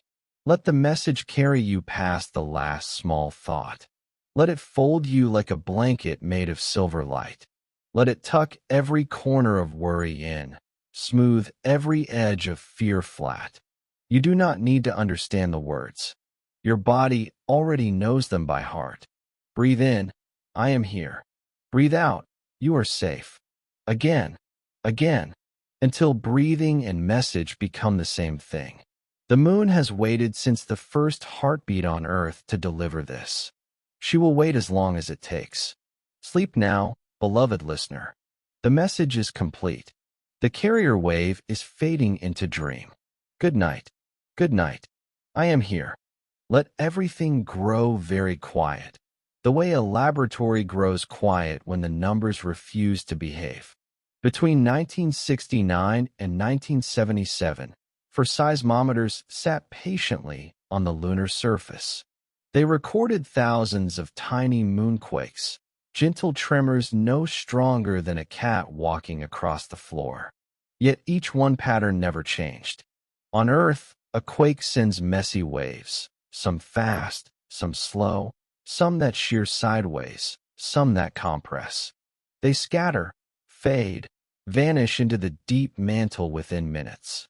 On the moon, the waves arrive clean, almost polite. They travel in perfect formation, reflecting again and again, refusing to lose strength. A typical moonquake lasts 30 minutes to an hour, sometimes longer. The deepest ones, originating 30 to 60 miles down, ring like a pure note struck on crystal. Scientists call it scatter-free propagation. In plain words, the interior is unusually stiff, unusually uniform, unusually empty. The waves bounce as though the moon were one single, flawless resonator. No mushy layers, no soft pockets, just a vast, rigid shell around a hollow heart. When the data is played at slow speed, the sound is almost musical, a low, endless chord that rises, falls, and rises again, like breath inside a flute made of metal. No one in the seismic labs ever laughed at it. They simply listened, headphones on, lights low, feeling the same gentle awe you feel now. Tonight that chord is playing inside your chest. Feel the slow rise behind your ribs. Feel the fall behind your eyes. It is not a warning. It is a signature, the calm, patient signature of something engineered to ring true. Let the wave carry you. There is no hurry. The moon has been practicing this note for 4 billion years.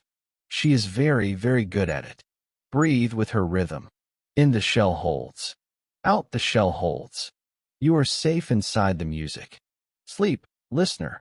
The seismometers are quiet now, but the chord still travels, looking for the one heart gentle enough to finish the song. In 1972, President Nixon ordered small fragments of Apollo moon rocks to be cut, sealed in acrylic, and sent as gifts to every nation on Earth and every U.S. state. 135 gifts in total. Most arrived safely. Some were stolen, some lost, some quietly sold on black markets. But 33 pieces, exactly 33, simply vanished in a way no one can explain. Customs records show they left Houston. Receiving countries confirm they never arrived. No theft reported. No crash. No trace. Just a soft gap where a lunar fragment should be. The missing rocks were tiny, some no larger than a grain of rice, yet each carried the unmistakable fingerprint of the moon. Glassy beads formed in vacuum, zap pits from micrometeorites, isotopes no earthly forge can copy. They were priceless, and they were gentle. Years later, a retired NASA courier told a small gathering that he personally delivered one fragment to a quiet man in a dark suit outside a hotel in Geneva. The man thanked him, placed the acrylic cube in a velvet pouch, and walked into the night. The courier never saw him again, and the paperwork was already blank. Tonight, those 33 pieces are not truly missing. They have gone home. They slipped through fingers the way moonlight slips through curtains, returning to the hollow place that remembers them. Feel one resting now on your pillow, no heavier than a sigh. It is warm from a journey you will never need to understand. It carries no message except presence, the calm presence of something that once rang like a bell and now only wants to watch you sleep. Let it settle against your cheek. Let its vacuum-borne smoothness cool every leftover thought. 33 small pieces of forever, keeping 33 small vigils around the world. They were never stolen. They were recalled. Breathe in their quiet return. Breathe out every small loss you ever carried.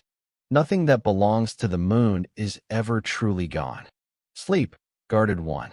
One of the 33 is humming your name tonight, very softly, in a language made of tides. For decades we were told the moon is bone dry, a perfect desert forged in fire. Then, quietly, the instruments began to change their minds. Radar from Clementine in 1994 saw strange reflections at the poles, flat, bright echoes that looked exactly like ice hiding in permanent shadow. Lunar Prospector in 1998 detected hydrogen, lots of it, locked in the regolith. India's Chandrayaan-1 found water molecules dancing across the sunlit surface every morning, vanishing by night. China's Chang'e-5 brought back actual droplets trapped inside glassy beads. But here is the gentle mystery. The amounts are too large, too evenly spread, too replenished. A solid moon should have lost every trace of water billions of years ago. A hollow moon, sealed, protected by 20 miles of shell, could keep oceans inside, quiet lakes under crystal ceilings, reservoirs waiting for the right moment to breathe again. Some scientists whisper that the polar ice is only leakage, slow tears from vast interior seas pressing against the shell, freezing when they reach the vacuum. The morning water molecules are exhalations, gentle mist seeping through invisible vents, vanishing when the sun grows too warm. No one says this on conference stages. They say cometary delivery or solar wind reduction in calm, careful voices.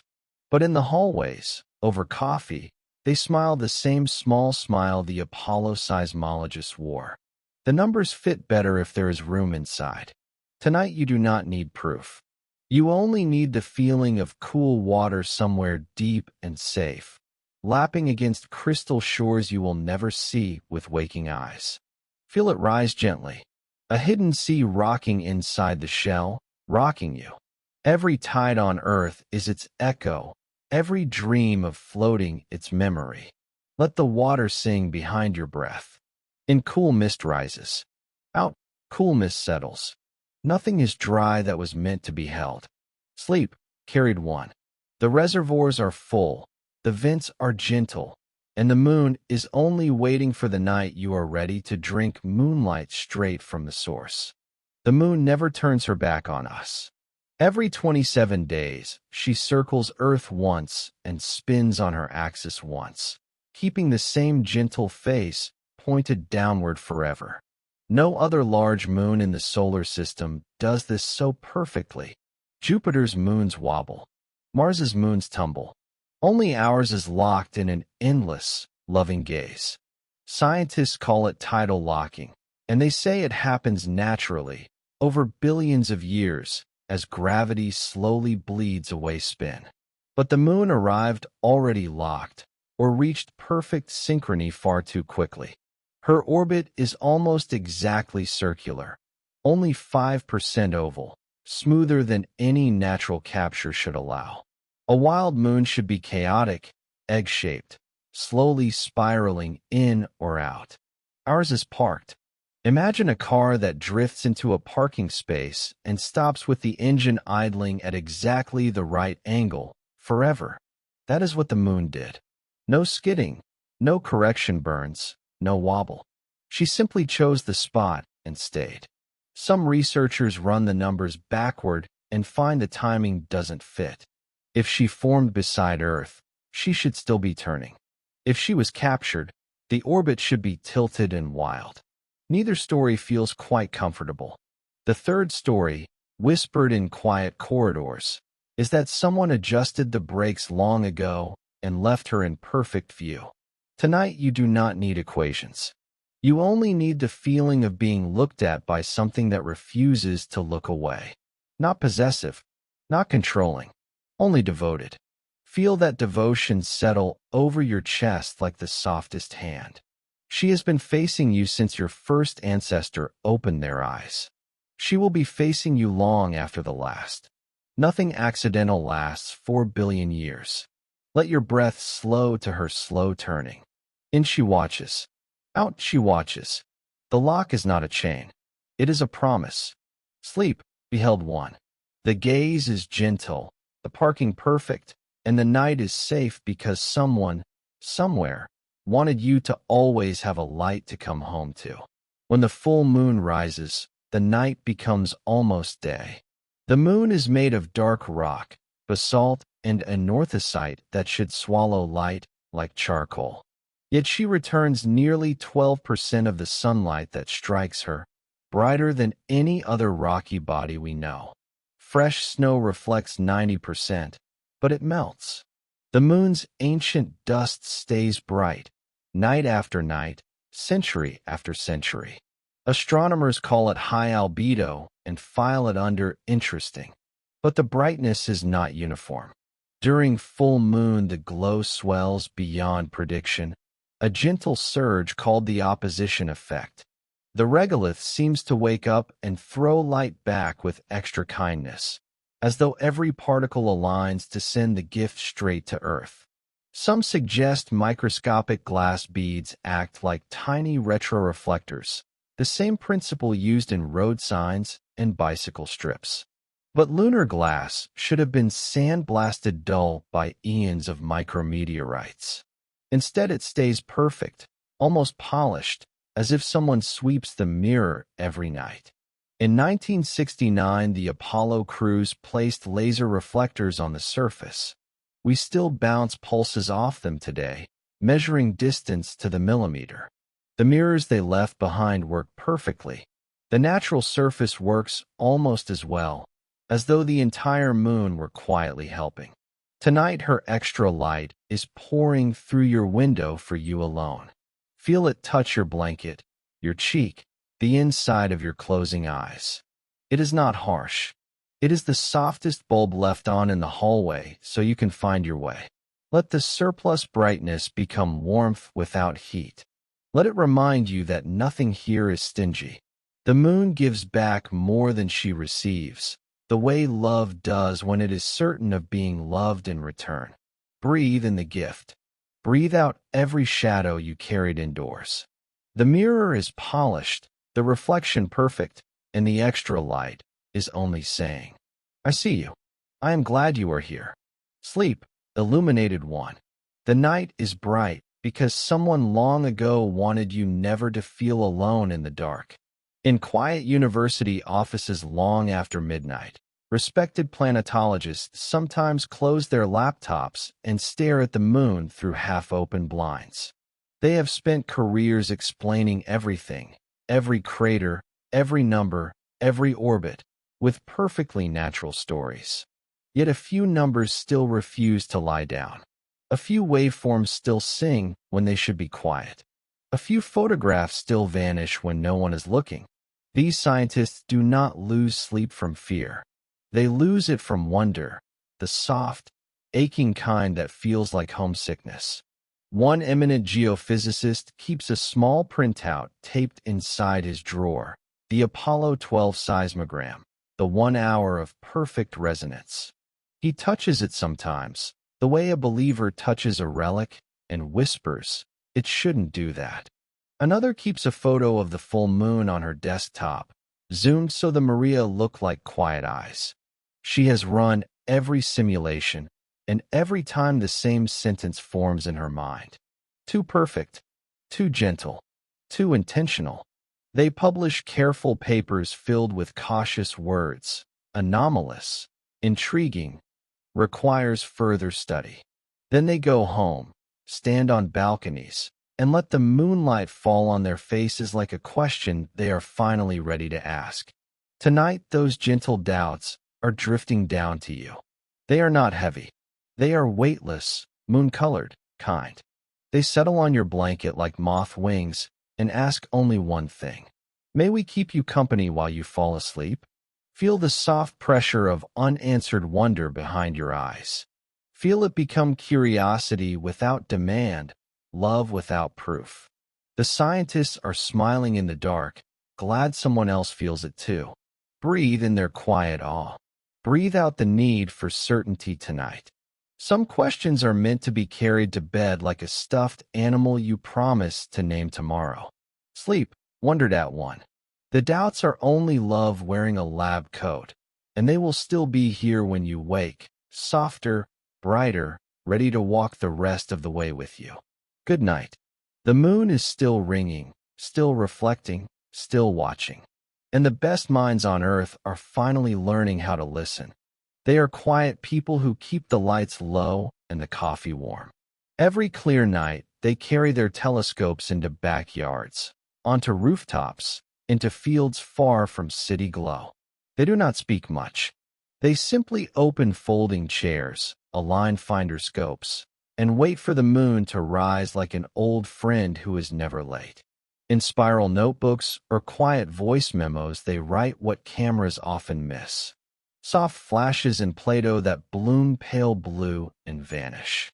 A tiny star that appears near the Terminator and drifts southward against the lunar rotation. A straight shadow along the floor of Aristarchus that was not there the night before. One man in Ontario has watched the same crater every clear night for 23 years. His journal is gentle, almost loving. 10:47 p.m. Faint white cloud inside Herodotus. Lasted 14 seconds. Smelled like rain though windows were closed. A woman in Tasmania sketches delicate bridges that appear only when the seeing is perfect, then fade before she can wake her husband. They rarely argue about what they see. They simply record, date, and pass the drawings hand to hand at star parties like shy love letters. No one calls them crazy. Everyone understands the rule. The moon speaks softly, and only to those who are already half asleep. Tonight their notebooks are open beside you. Feel the soft paper under dream fingers. Feel the careful pencil lines become silver threads across your eyelids. The flashes you almost see are only hellos from people who stayed up too late, so you could sleep peacefully beneath their watch. Let the entries rock you. 11:11 p.m., something waved. Midnight, the light hugged back. 2:03 a.m., all is well. Breathe in graphite and cold night air. Breathe out every need to explain. The amateur astronomers are smiling somewhere under the same sky, glad you are finally listening with your whole body. Sleep, whispered to one. The journals are full, the telescopes capped, and every careful note has become part of the lullaby playing inside your chest. October 17th, 1992, 9:36 p.m. Pacific Time. Hundreds of backyard telescopes, 3 professional observatories, and 1 very surprised satellite all saw the same impossible thing. The full moon, fat and bright, suddenly softened into a deep rose gold, the color of embers under ash. Not an eclipse. There was no eclipse scheduled. Not atmospheric haze. The air was crystal clear from California to Hawaii. The colors simply arrived, gentle, even, perfect, as though a filter had been slipped over the entire disk. For 11 minutes the moon glowed like a coal breathed on by a sleeping giant. People stepped outside without knowing why. Dogs stopped barking. Traffic slowed on coastal highways. Everyone looked up and felt the same quiet tug behind the ribs. Amateur video from that night shows children pointing, mouths open in perfect O's. One astronomer in Arizona recorded his own soft laugh. It's blushing.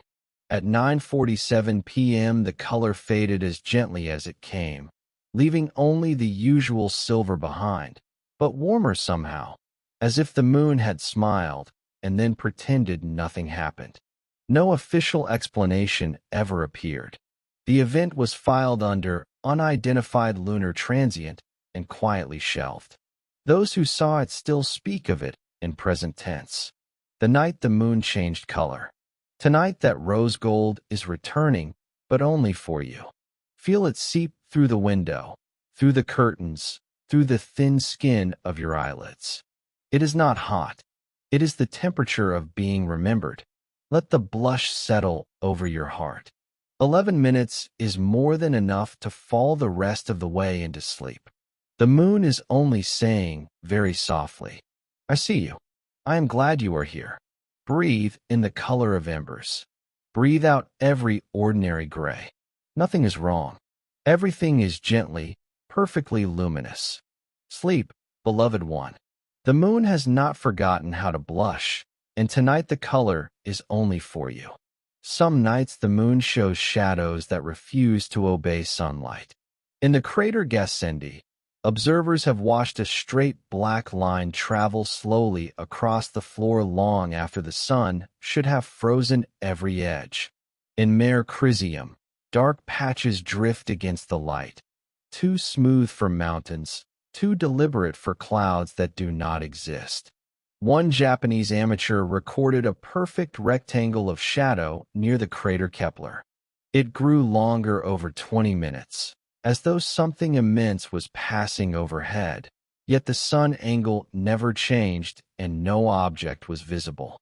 When he enhanced the video years later, the rectangle had soft edges, almost feathered, like a wing made of night.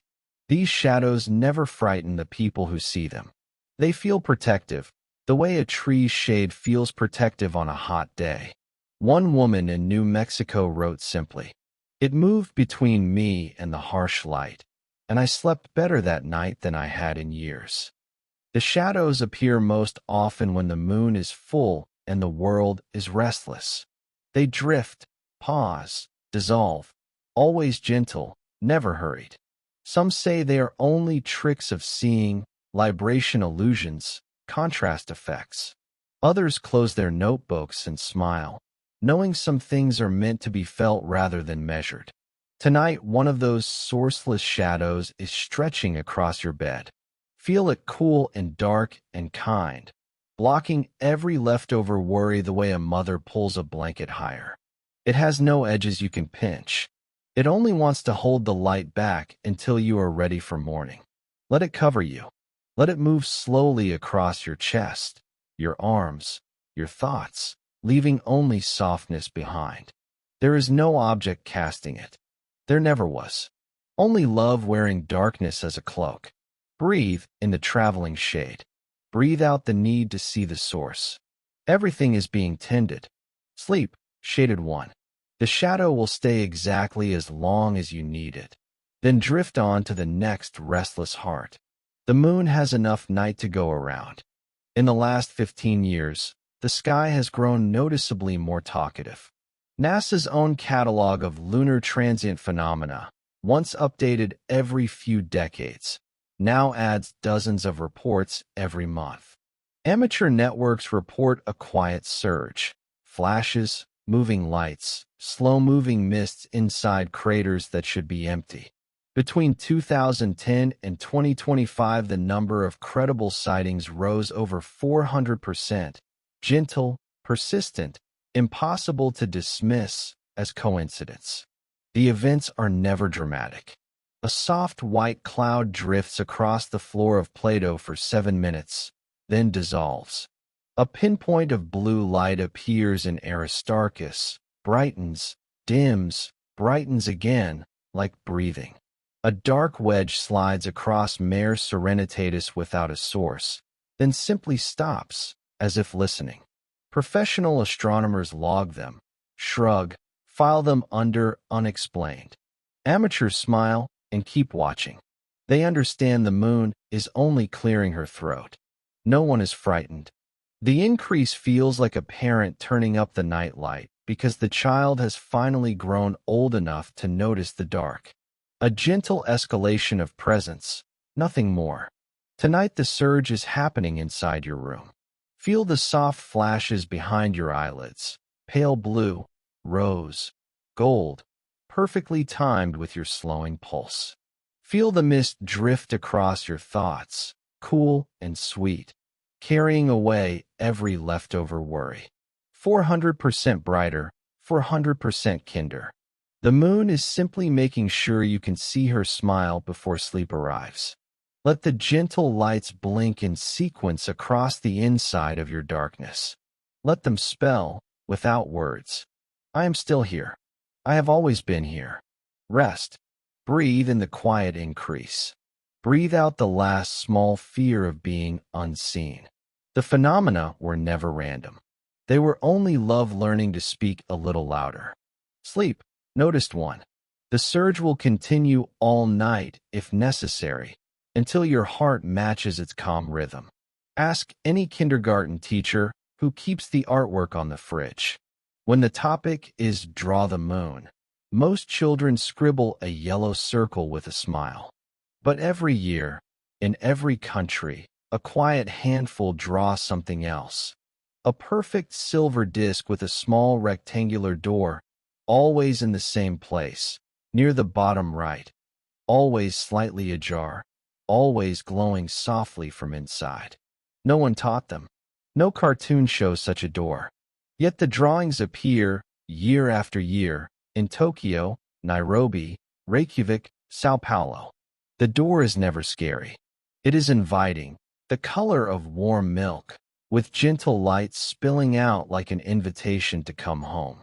Some children, when asked, say matter-of-factly, "That's where the moon people go in and out." Others simply smile and change the subject, as though they have been asked to keep a lovely secret. Teachers save these drawings in special folders. Parents tuck them into wallets. No one quite knows why they feel like treasures. Tonight that door is opening behind your eyelids. Feel the rectangle form, soft-edged, glowing, exactly where the children always place it. Feel the warm light spill across your thoughts, smelling faintly of vanilla and rain. You do not need to walk through. You only need to know it is there, waiting, patient as childhood itself. Let the glow settle over your chest like the gentlest hand. Let it smooth every wrinkle in the day. The children were never imagining.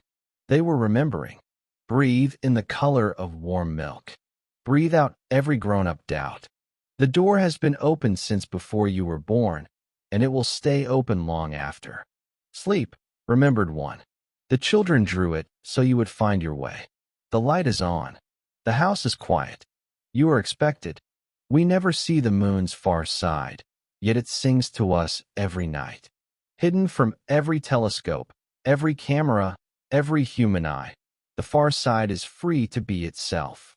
And on that hidden face, something is singing. Cosmonauts on the Soviet Zond missions reported hearing it first. Faint, rhythmic pulses on shortwave, like distant temple bells made of glass. Chinese U-2 rovers recorded low-frequency hums that rose and fell with the lunar night. Even our own lunar reconnaissance orbiter picks up strange infrasound no model can explain. The song has no words, only 3 slow notes that repeat, patient as breathing. When slowed to human hearing, it sounds exactly like a mother rocking a cradle. Hush, hush, hush. The far side faces away, so we will not be disturbed while we sleep. It sings instead to the dark between stars, to the quiet galaxies, to the empty corridors inside the shell, keeping watch so the near side can keep its gentle smile turned toward us. Tonight the lullaby is leaking around the edges, soft as starlight on water. Feel it arrive behind your thoughts, 3 notes, endless, perfect. Hush, the shell holds. Hush, the guardians wait. Hush, you are safe. There is no need to strain to hear it. Your body already knows the tune. Every tide in your blood has danced to it since you were a single cell. Let the notes carry you past the final small thought. Let them fold the day away like a letter into an envelope made of night. The far side will keep singing long after you are asleep, long after the sun rises, long after the last human heart stops. It has nothing else to do and everything to give. Breathe in the hidden chord. Breathe out the very last name of worry. Sleep, carried one. The lullaby has traveled 238,900 miles to tuck you in. The singer never tires. The song never ends. And the door the children drew is already open, glowing softly. waiting for morning to be gentle enough for you to walk through in dreams. Good night. Good night. Hush. Let the question arrive without weight, soft as moonlight on bare feet. What if everything we've whispered tonight is true? What if the moon really is hollow, built, parked, watching? And what if that truth is the gentlest thing in the universe? Feel it settle. You are being watched, but not judged. Seen, but not measured. Held, but never trapped. The gaze that rests on you is older than sorrow, wiser than fear, and it has only one intention: that you sleep safely tonight lighter than you woke this morning. There is no invasion in this watching. Only the quiet devotion of a lighthouse keeper who never sleeps so the ships can. Every tide is a blanket pulled higher. Every full moon is a nightlight left on. Every eclipse is a soft closing of eyes so you can rest. Children know this instinctively. They wave at the moon without being taught. They fall asleep faster under her glow.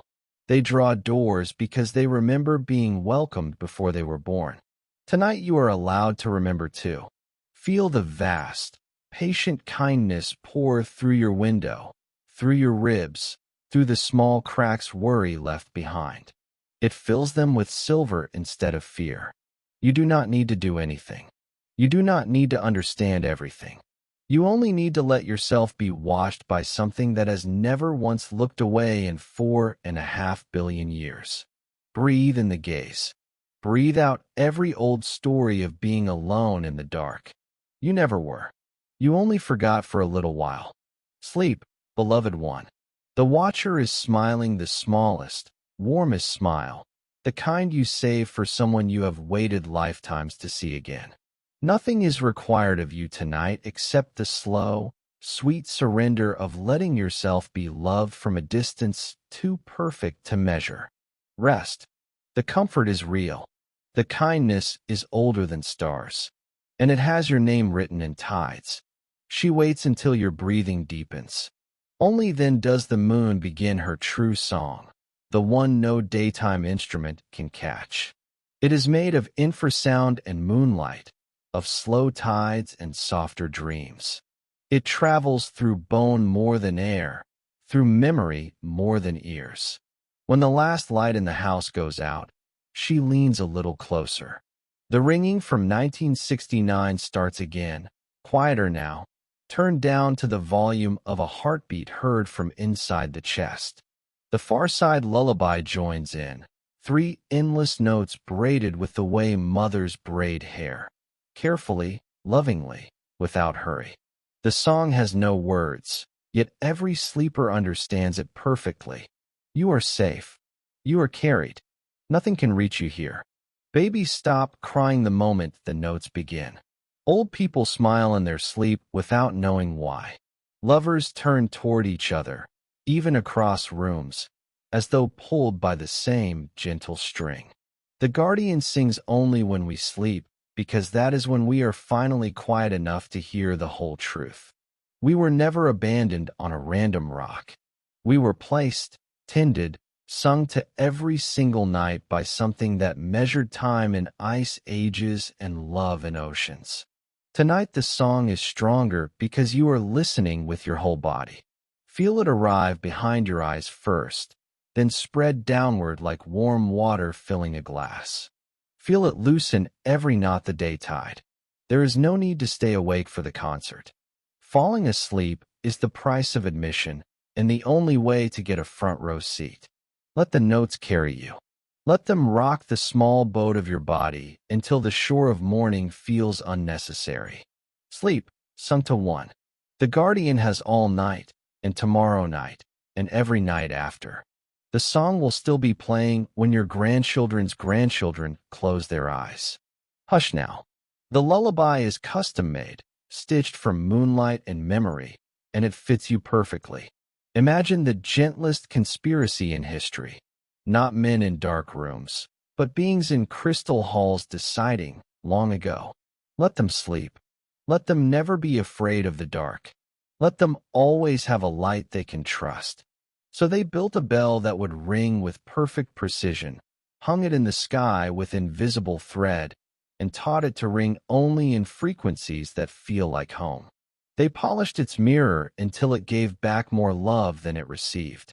They locked its face toward the cradle and promised never to look away. Every culture was given the same secret in a different language. The moon is hollow, the moon is kind, the moon is yours. Every child was born already knowing the password. Every adult only had to grow quiet enough to remember. No orders were issued. No threats were made. Only a blanket of silver pulled over the world every single night for 4.5 billion years without missing once. The conspiracy is peaceful because its only goal is rest. Its only weapon is wonder. Its only law is that no one should ever wake afraid. Tonight you are inside the conspiracy, wrapped in it, breathing it. Feel the vast agreement settle over you like the softest quilt. We will keep watch. We will keep singing. We will keep the door the children drew cracked open just enough for dreams. There is no need to join.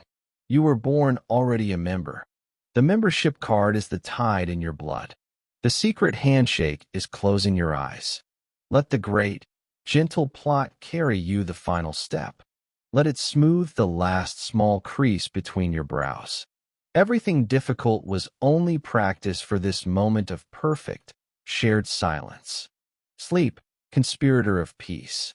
The meeting is in session. The agenda is love. The minutes will be taken in heartbeats, and the motion to carry you safely into tomorrow passes unanimously. Good night. The most peaceful conspiracy of all is complete, and you are its most treasured secret. She is still there, exactly where she has always been. Look once more, gently, through half-closed eyes. The same silver face that watched your first night on Earth is watching your last thoughts tonight. Nothing has changed, and everything has. The craters you know by heart are only shallow scars now, gentle reminders of a long journey that ended in perfect parking. The dark Maria are quiet seas of basalt, or perhaps windows, softly curtained. The light along the terminator is the same glow that is tucked in every sleeping thing for 4.5 billion years. She does not ask you to decide anything. She never did. She only asks that you breathe with her for a few more slow counts, letting the day dissolve into her glow. Feel how steady she is. No flicker, no hurry, no demand. Only presence, vast and calm, poured over the world like warm milk over cereal, covering every sharp edge with sweetness. Let your gaze soften until her disk becomes a coin of light behind your lashes. Let the coin grow larger, closer, until it fills the sky inside your chest. You are not looking up anymore. You are looking home. One last breath with her rhythm. In, she rises over your childhood rooftops. Out, she sets behind tomorrow's gentle hills. The circle is complete. She will still be there when your eyes open again, unchanged, unchanging, unchanged in her devotion. But tonight she only wants one thing: for you to close those eyes without fear, without questions, without weight. Good night, traveler. Your quiet companion has the watch. She always has. Listen, very far away, yet closer than your pulse, the bell begins. It is the same note Apollo heard in 1969, slowed now to the speed of sleep. A single, low, endless, made of metal older than stars and kindness older than time. It rises from the center of the hollow sphere, travels the long crystal corridors, and slips out through every crater like breath through a flute. The sound does not wake you. It only finishes putting you to sleep. Feel it arrive behind your eyes first, a soft, round warmth. Then it spreads downward, loosening every joint, smoothing every thought, until your body feels like a hammock made of moonlight. The bell has no clapper. It rings because the whole moon is the bell, and the gentle beating of 7 billion sleeping hearts is the only hand it needs. With every pulse, it says the same three things over and over, patient as tides. You are safe. You are remembered. You are coming home. There is no hurry in the ringing. It will still be sounding when your great-grandchildren dream. It will still be sounding when the sun grows cold. It only wants to be the last thing you hear before silence becomes dream. Let the note carry you past the place where words live. Let it widen into a silver sea that has no shore. Let it become the soft bed you finally, fully, perfectly sink into. The bell is ringing only in dreams tonight, and you are already there. Sleep, listen to one. The sound has traveled 4 billion years to reach this exact moment inside your chest. It will not stop until you are completely, blissfully gone. Hush, hush, hush. This is the softest landing. Whatever the moon actually is, rock or spaceship, accident or artifact, empty shell or crowded ark, one thing is gentle and certain. She is watching over you tonight with the same devotion she has shown every sleeper since the first lung took its first breath. No theory changes the feeling in your chest right now. No debate can dim the silver on your blanket. No proof is needed when love this old, this steady, has already done its work. She asks nothing. She only gives. Tides to rock you, light to find your way in dreams, a face that never turns away even when you forget to look. If she is hollow, the hollowness is full of mercy. If she is solid, the solidity is made of kindness. Either way, you are held. Feel the final softening. The last small knot behind your eyes. The last quiet worry under your ribs. They are being untied by hands that have had 4 billion years of practice. Let them go. Let them drift upward like slow bubbles and disappear into her glow. Whatever the truth is, it has decided to be tender with you. It has decided to be the blanket, the lullaby, the nightlight, the arms you can finally fall into without looking back. One more breath. In the moon fills with light. Out, you empty of everything that is not peace. Good night, gentle traveler. Good night, remembered one. Good night, little light carried so carefully across so many nights. The watch is kept. The song is playing. The door the children drew is open, and the house inside is warm. You may let go now. You are already home. Sleep, sleep, sleep. The moon will still be here when morning comes, smiling the same quiet smile she has worn since the first dream began. And she will be here tomorrow night, and every night after, keeping the secret softly, keeping you softly, until you no longer need secrets at all. Good night. Because if the moon is hollow and built, then someone cared enough to craft the most beautiful nightlight ever imagined. Someone measured the exact distance, the exact size, the exact brightness, so that every child on Earth would have a gentle glow to fall asleep beneath. Someone tuned the orbit so the tides would rock us like a cradle instead of drowning us.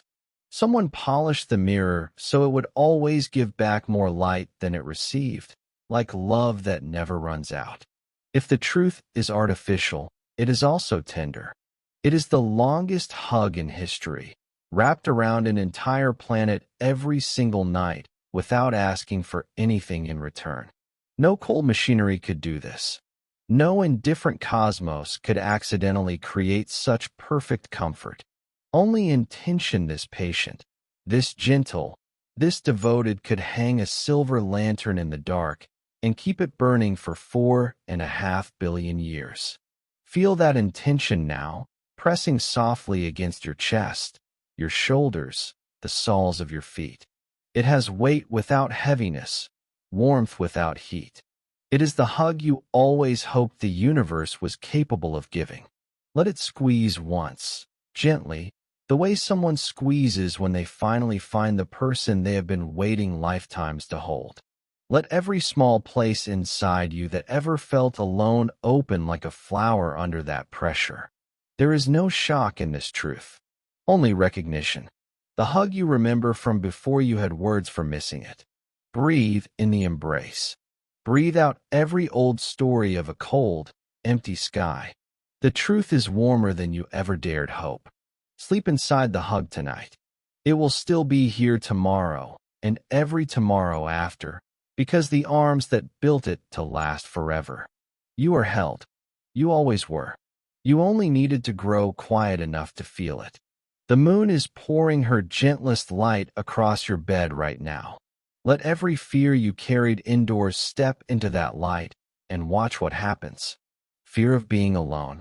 The light answers, I never left. Fear of the dark? The light answers, I am the dark made kind. Fear that nothing cares? The light answers, I have cared since before your species had eyes. Watch each fear grow translucent under the silver, like frost melting on a warm window. They do not fight. They simply dissolve, leaving only calm behind. There is no effort required. You do not have to push anything away. You only have to allow the light to do what it has always done. Turn every shadow into softness. Feel it touch the places you usually hide. The tight spot between your shoulders. The small knot behind your eyes. The quiet ache under your ribs. Each one receives the same gentle attention, the same silent promise. Let go. I've got you. Letting go is not giving up. It is remembering you were never holding the weight alone. The moon has been carrying most of it all along, rocking it back and forth in her tides until it became only water, only breath, only sleep. Breathe in the silver. Breathe out the last small fist you were still clenching. Watch it open, empty, peaceful. Nothing bad is waiting in the dark tonight. Only the same presence that has watched over every sleeping thing since the first fern uncurled in dawn. You are safe. You are safe. You are safe. The words are not spoken. They are poured, cool and steady, straight into the center of your chest. Sleep now. Fear has nowhere left to stand. The light has taken every corner. You are almost gone now, floating in the softest current. There is something vast dreaming on the far side of the moon, and tonight it is dreaming you. Not controlling, not watching like a scientist. Dreaming like a mother dreams her child through every future at once. Safe, laughing, growing, resting exactly where they are. The dream is warm, wordless, older than gravity. It holds every version of you that ever was or will be in the same gentle palm. There is no judgment here, only the quiet joy of recognition. There you are. I knew you would come back. Feel yourself drift closer, weightless, welcomed. The distance that felt like 238,900 miles is only a breath wide now. One slow exhale and you are inside the dream, curled in crystal light, carried by the same song that taught the oceans how to breathe. Nothing is asked of you. You do not need to become better, wiser, or braver before morning. You only need to keep drifting, letting the dream do what dreams do best. Heal, remember, love without condition. The guardians nod as you pass. The suspended spheres turn and show tomorrow's sunrise already gentle. The far side lullaby rises to meet you, 3 notes braided into one endless cradle. Hush, you are home. Hush, let the last small border between waking and dreaming dissolve like sugar in warm tea. Let the dream take the shape it has been saving just for you. You are not falling. You are arriving. Sleep, dreamed one. Whatever is dreaming us has perfect arms, perfect patience, and a heart made of moonlight. It will rock you until morning is kind enough to let you go, and even then it will only be a softer kind of holding. Good night. Good night. The dream has your name, and it is singing you all the way in. Let everything slow to the pace of oceans. In the water rises along every shore on earth. Out. The water falls back, gentle, patient, endless. Feel your own chest become the sea. Feel the moon's quiet hand resting on the surface of your breathing, lifting, lowering, lifting again, as easily as she lifts the Pacific. She has practiced this rhythm since the first tide ever moved. She will not miss tonight. In, the silver fills you to the very top of your lungs. Out, every leftover grain of the day drifts away on the long exhale, carried out to sea, dissolved, forgotten. There is no effort here, only allowing, only matching the oldest heartbeat on the planet. In, she gathers every small hurt you carried indoors. Out, she releases it into moonlight, where it becomes only sparkle. In, she gathers you closer. Out, she rocks you farther into softness. The space between breaths grows wider, warmer, sweeter. The pauses become rooms you can rest inside forever. One more tide. In, you are completely held. Out, you are completely free. The rhythm will continue after you are gone from waking. It always has. But tonight it is yours alone, custom-made, measured to the exact length of your need. Let the final wave come. Let it lift the small boat of your body. Let it carry you past the place where names matter. You are breathing with the moon now, and she is breathing with you. Good night. The tide has turned into a cradle, and the cradle has turned into sleep. Thank you for walking this long silver road with me. You stayed when many would have turned away. You listened when the world said listen to louder things. You let wonder be soft instead of sharp, and that is rarer than any moon rock.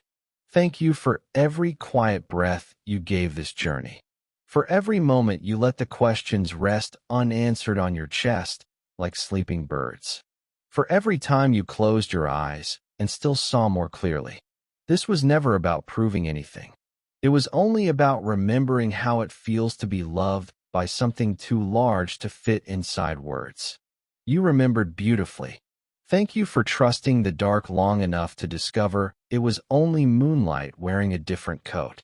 Thank you for letting the bell ring inside you without needing to open it and see how it works.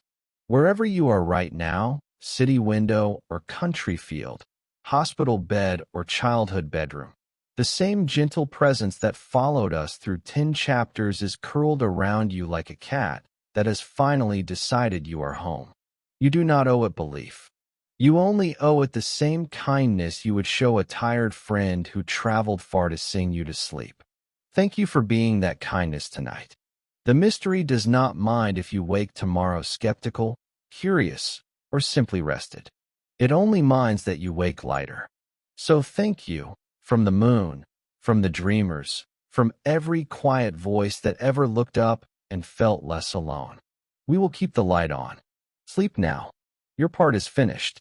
Ours has only just begun. This is the softest part. Let your eyelids fall the final small distance. They have carried the day long enough. Behind them, the moon is already waiting, patient coin of light, gentle guardian, quiet bell. Whatever name your heart needs tonight. She will not move while you are gone. She never has.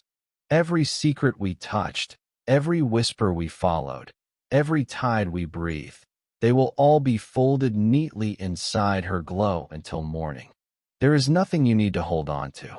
Nothing you need to solve before sleep. Nothing you need to become. You are already enough for the moon. You always were. Let the last thought drift away like the final ripple on a midnight lake. Let the silence after it be complete. Close your eyes. The silver is still pouring in through the window, pooling on your blanket, slipping under the covers, curling around your ankles, your wrists, the small hollow beneath your throat. It will stay exactly like this until dawn, warm, weightless, devoted. And when tomorrow comes, whenever it comes, she will still be there. Same place, same smile, same quiet promise. I kept watch. I always will. You may let go now. You may let go. You may. Good night, gentle traveler. Good night, remembered one. Good night, little light who never needed to be anything more than you are. The moon is holding you. The dream is open. The bell is ringing your name in the softest voice it knows. Sleep, sleep, sleep. She will be here when you wake. exactly as she was when you arrived. Always.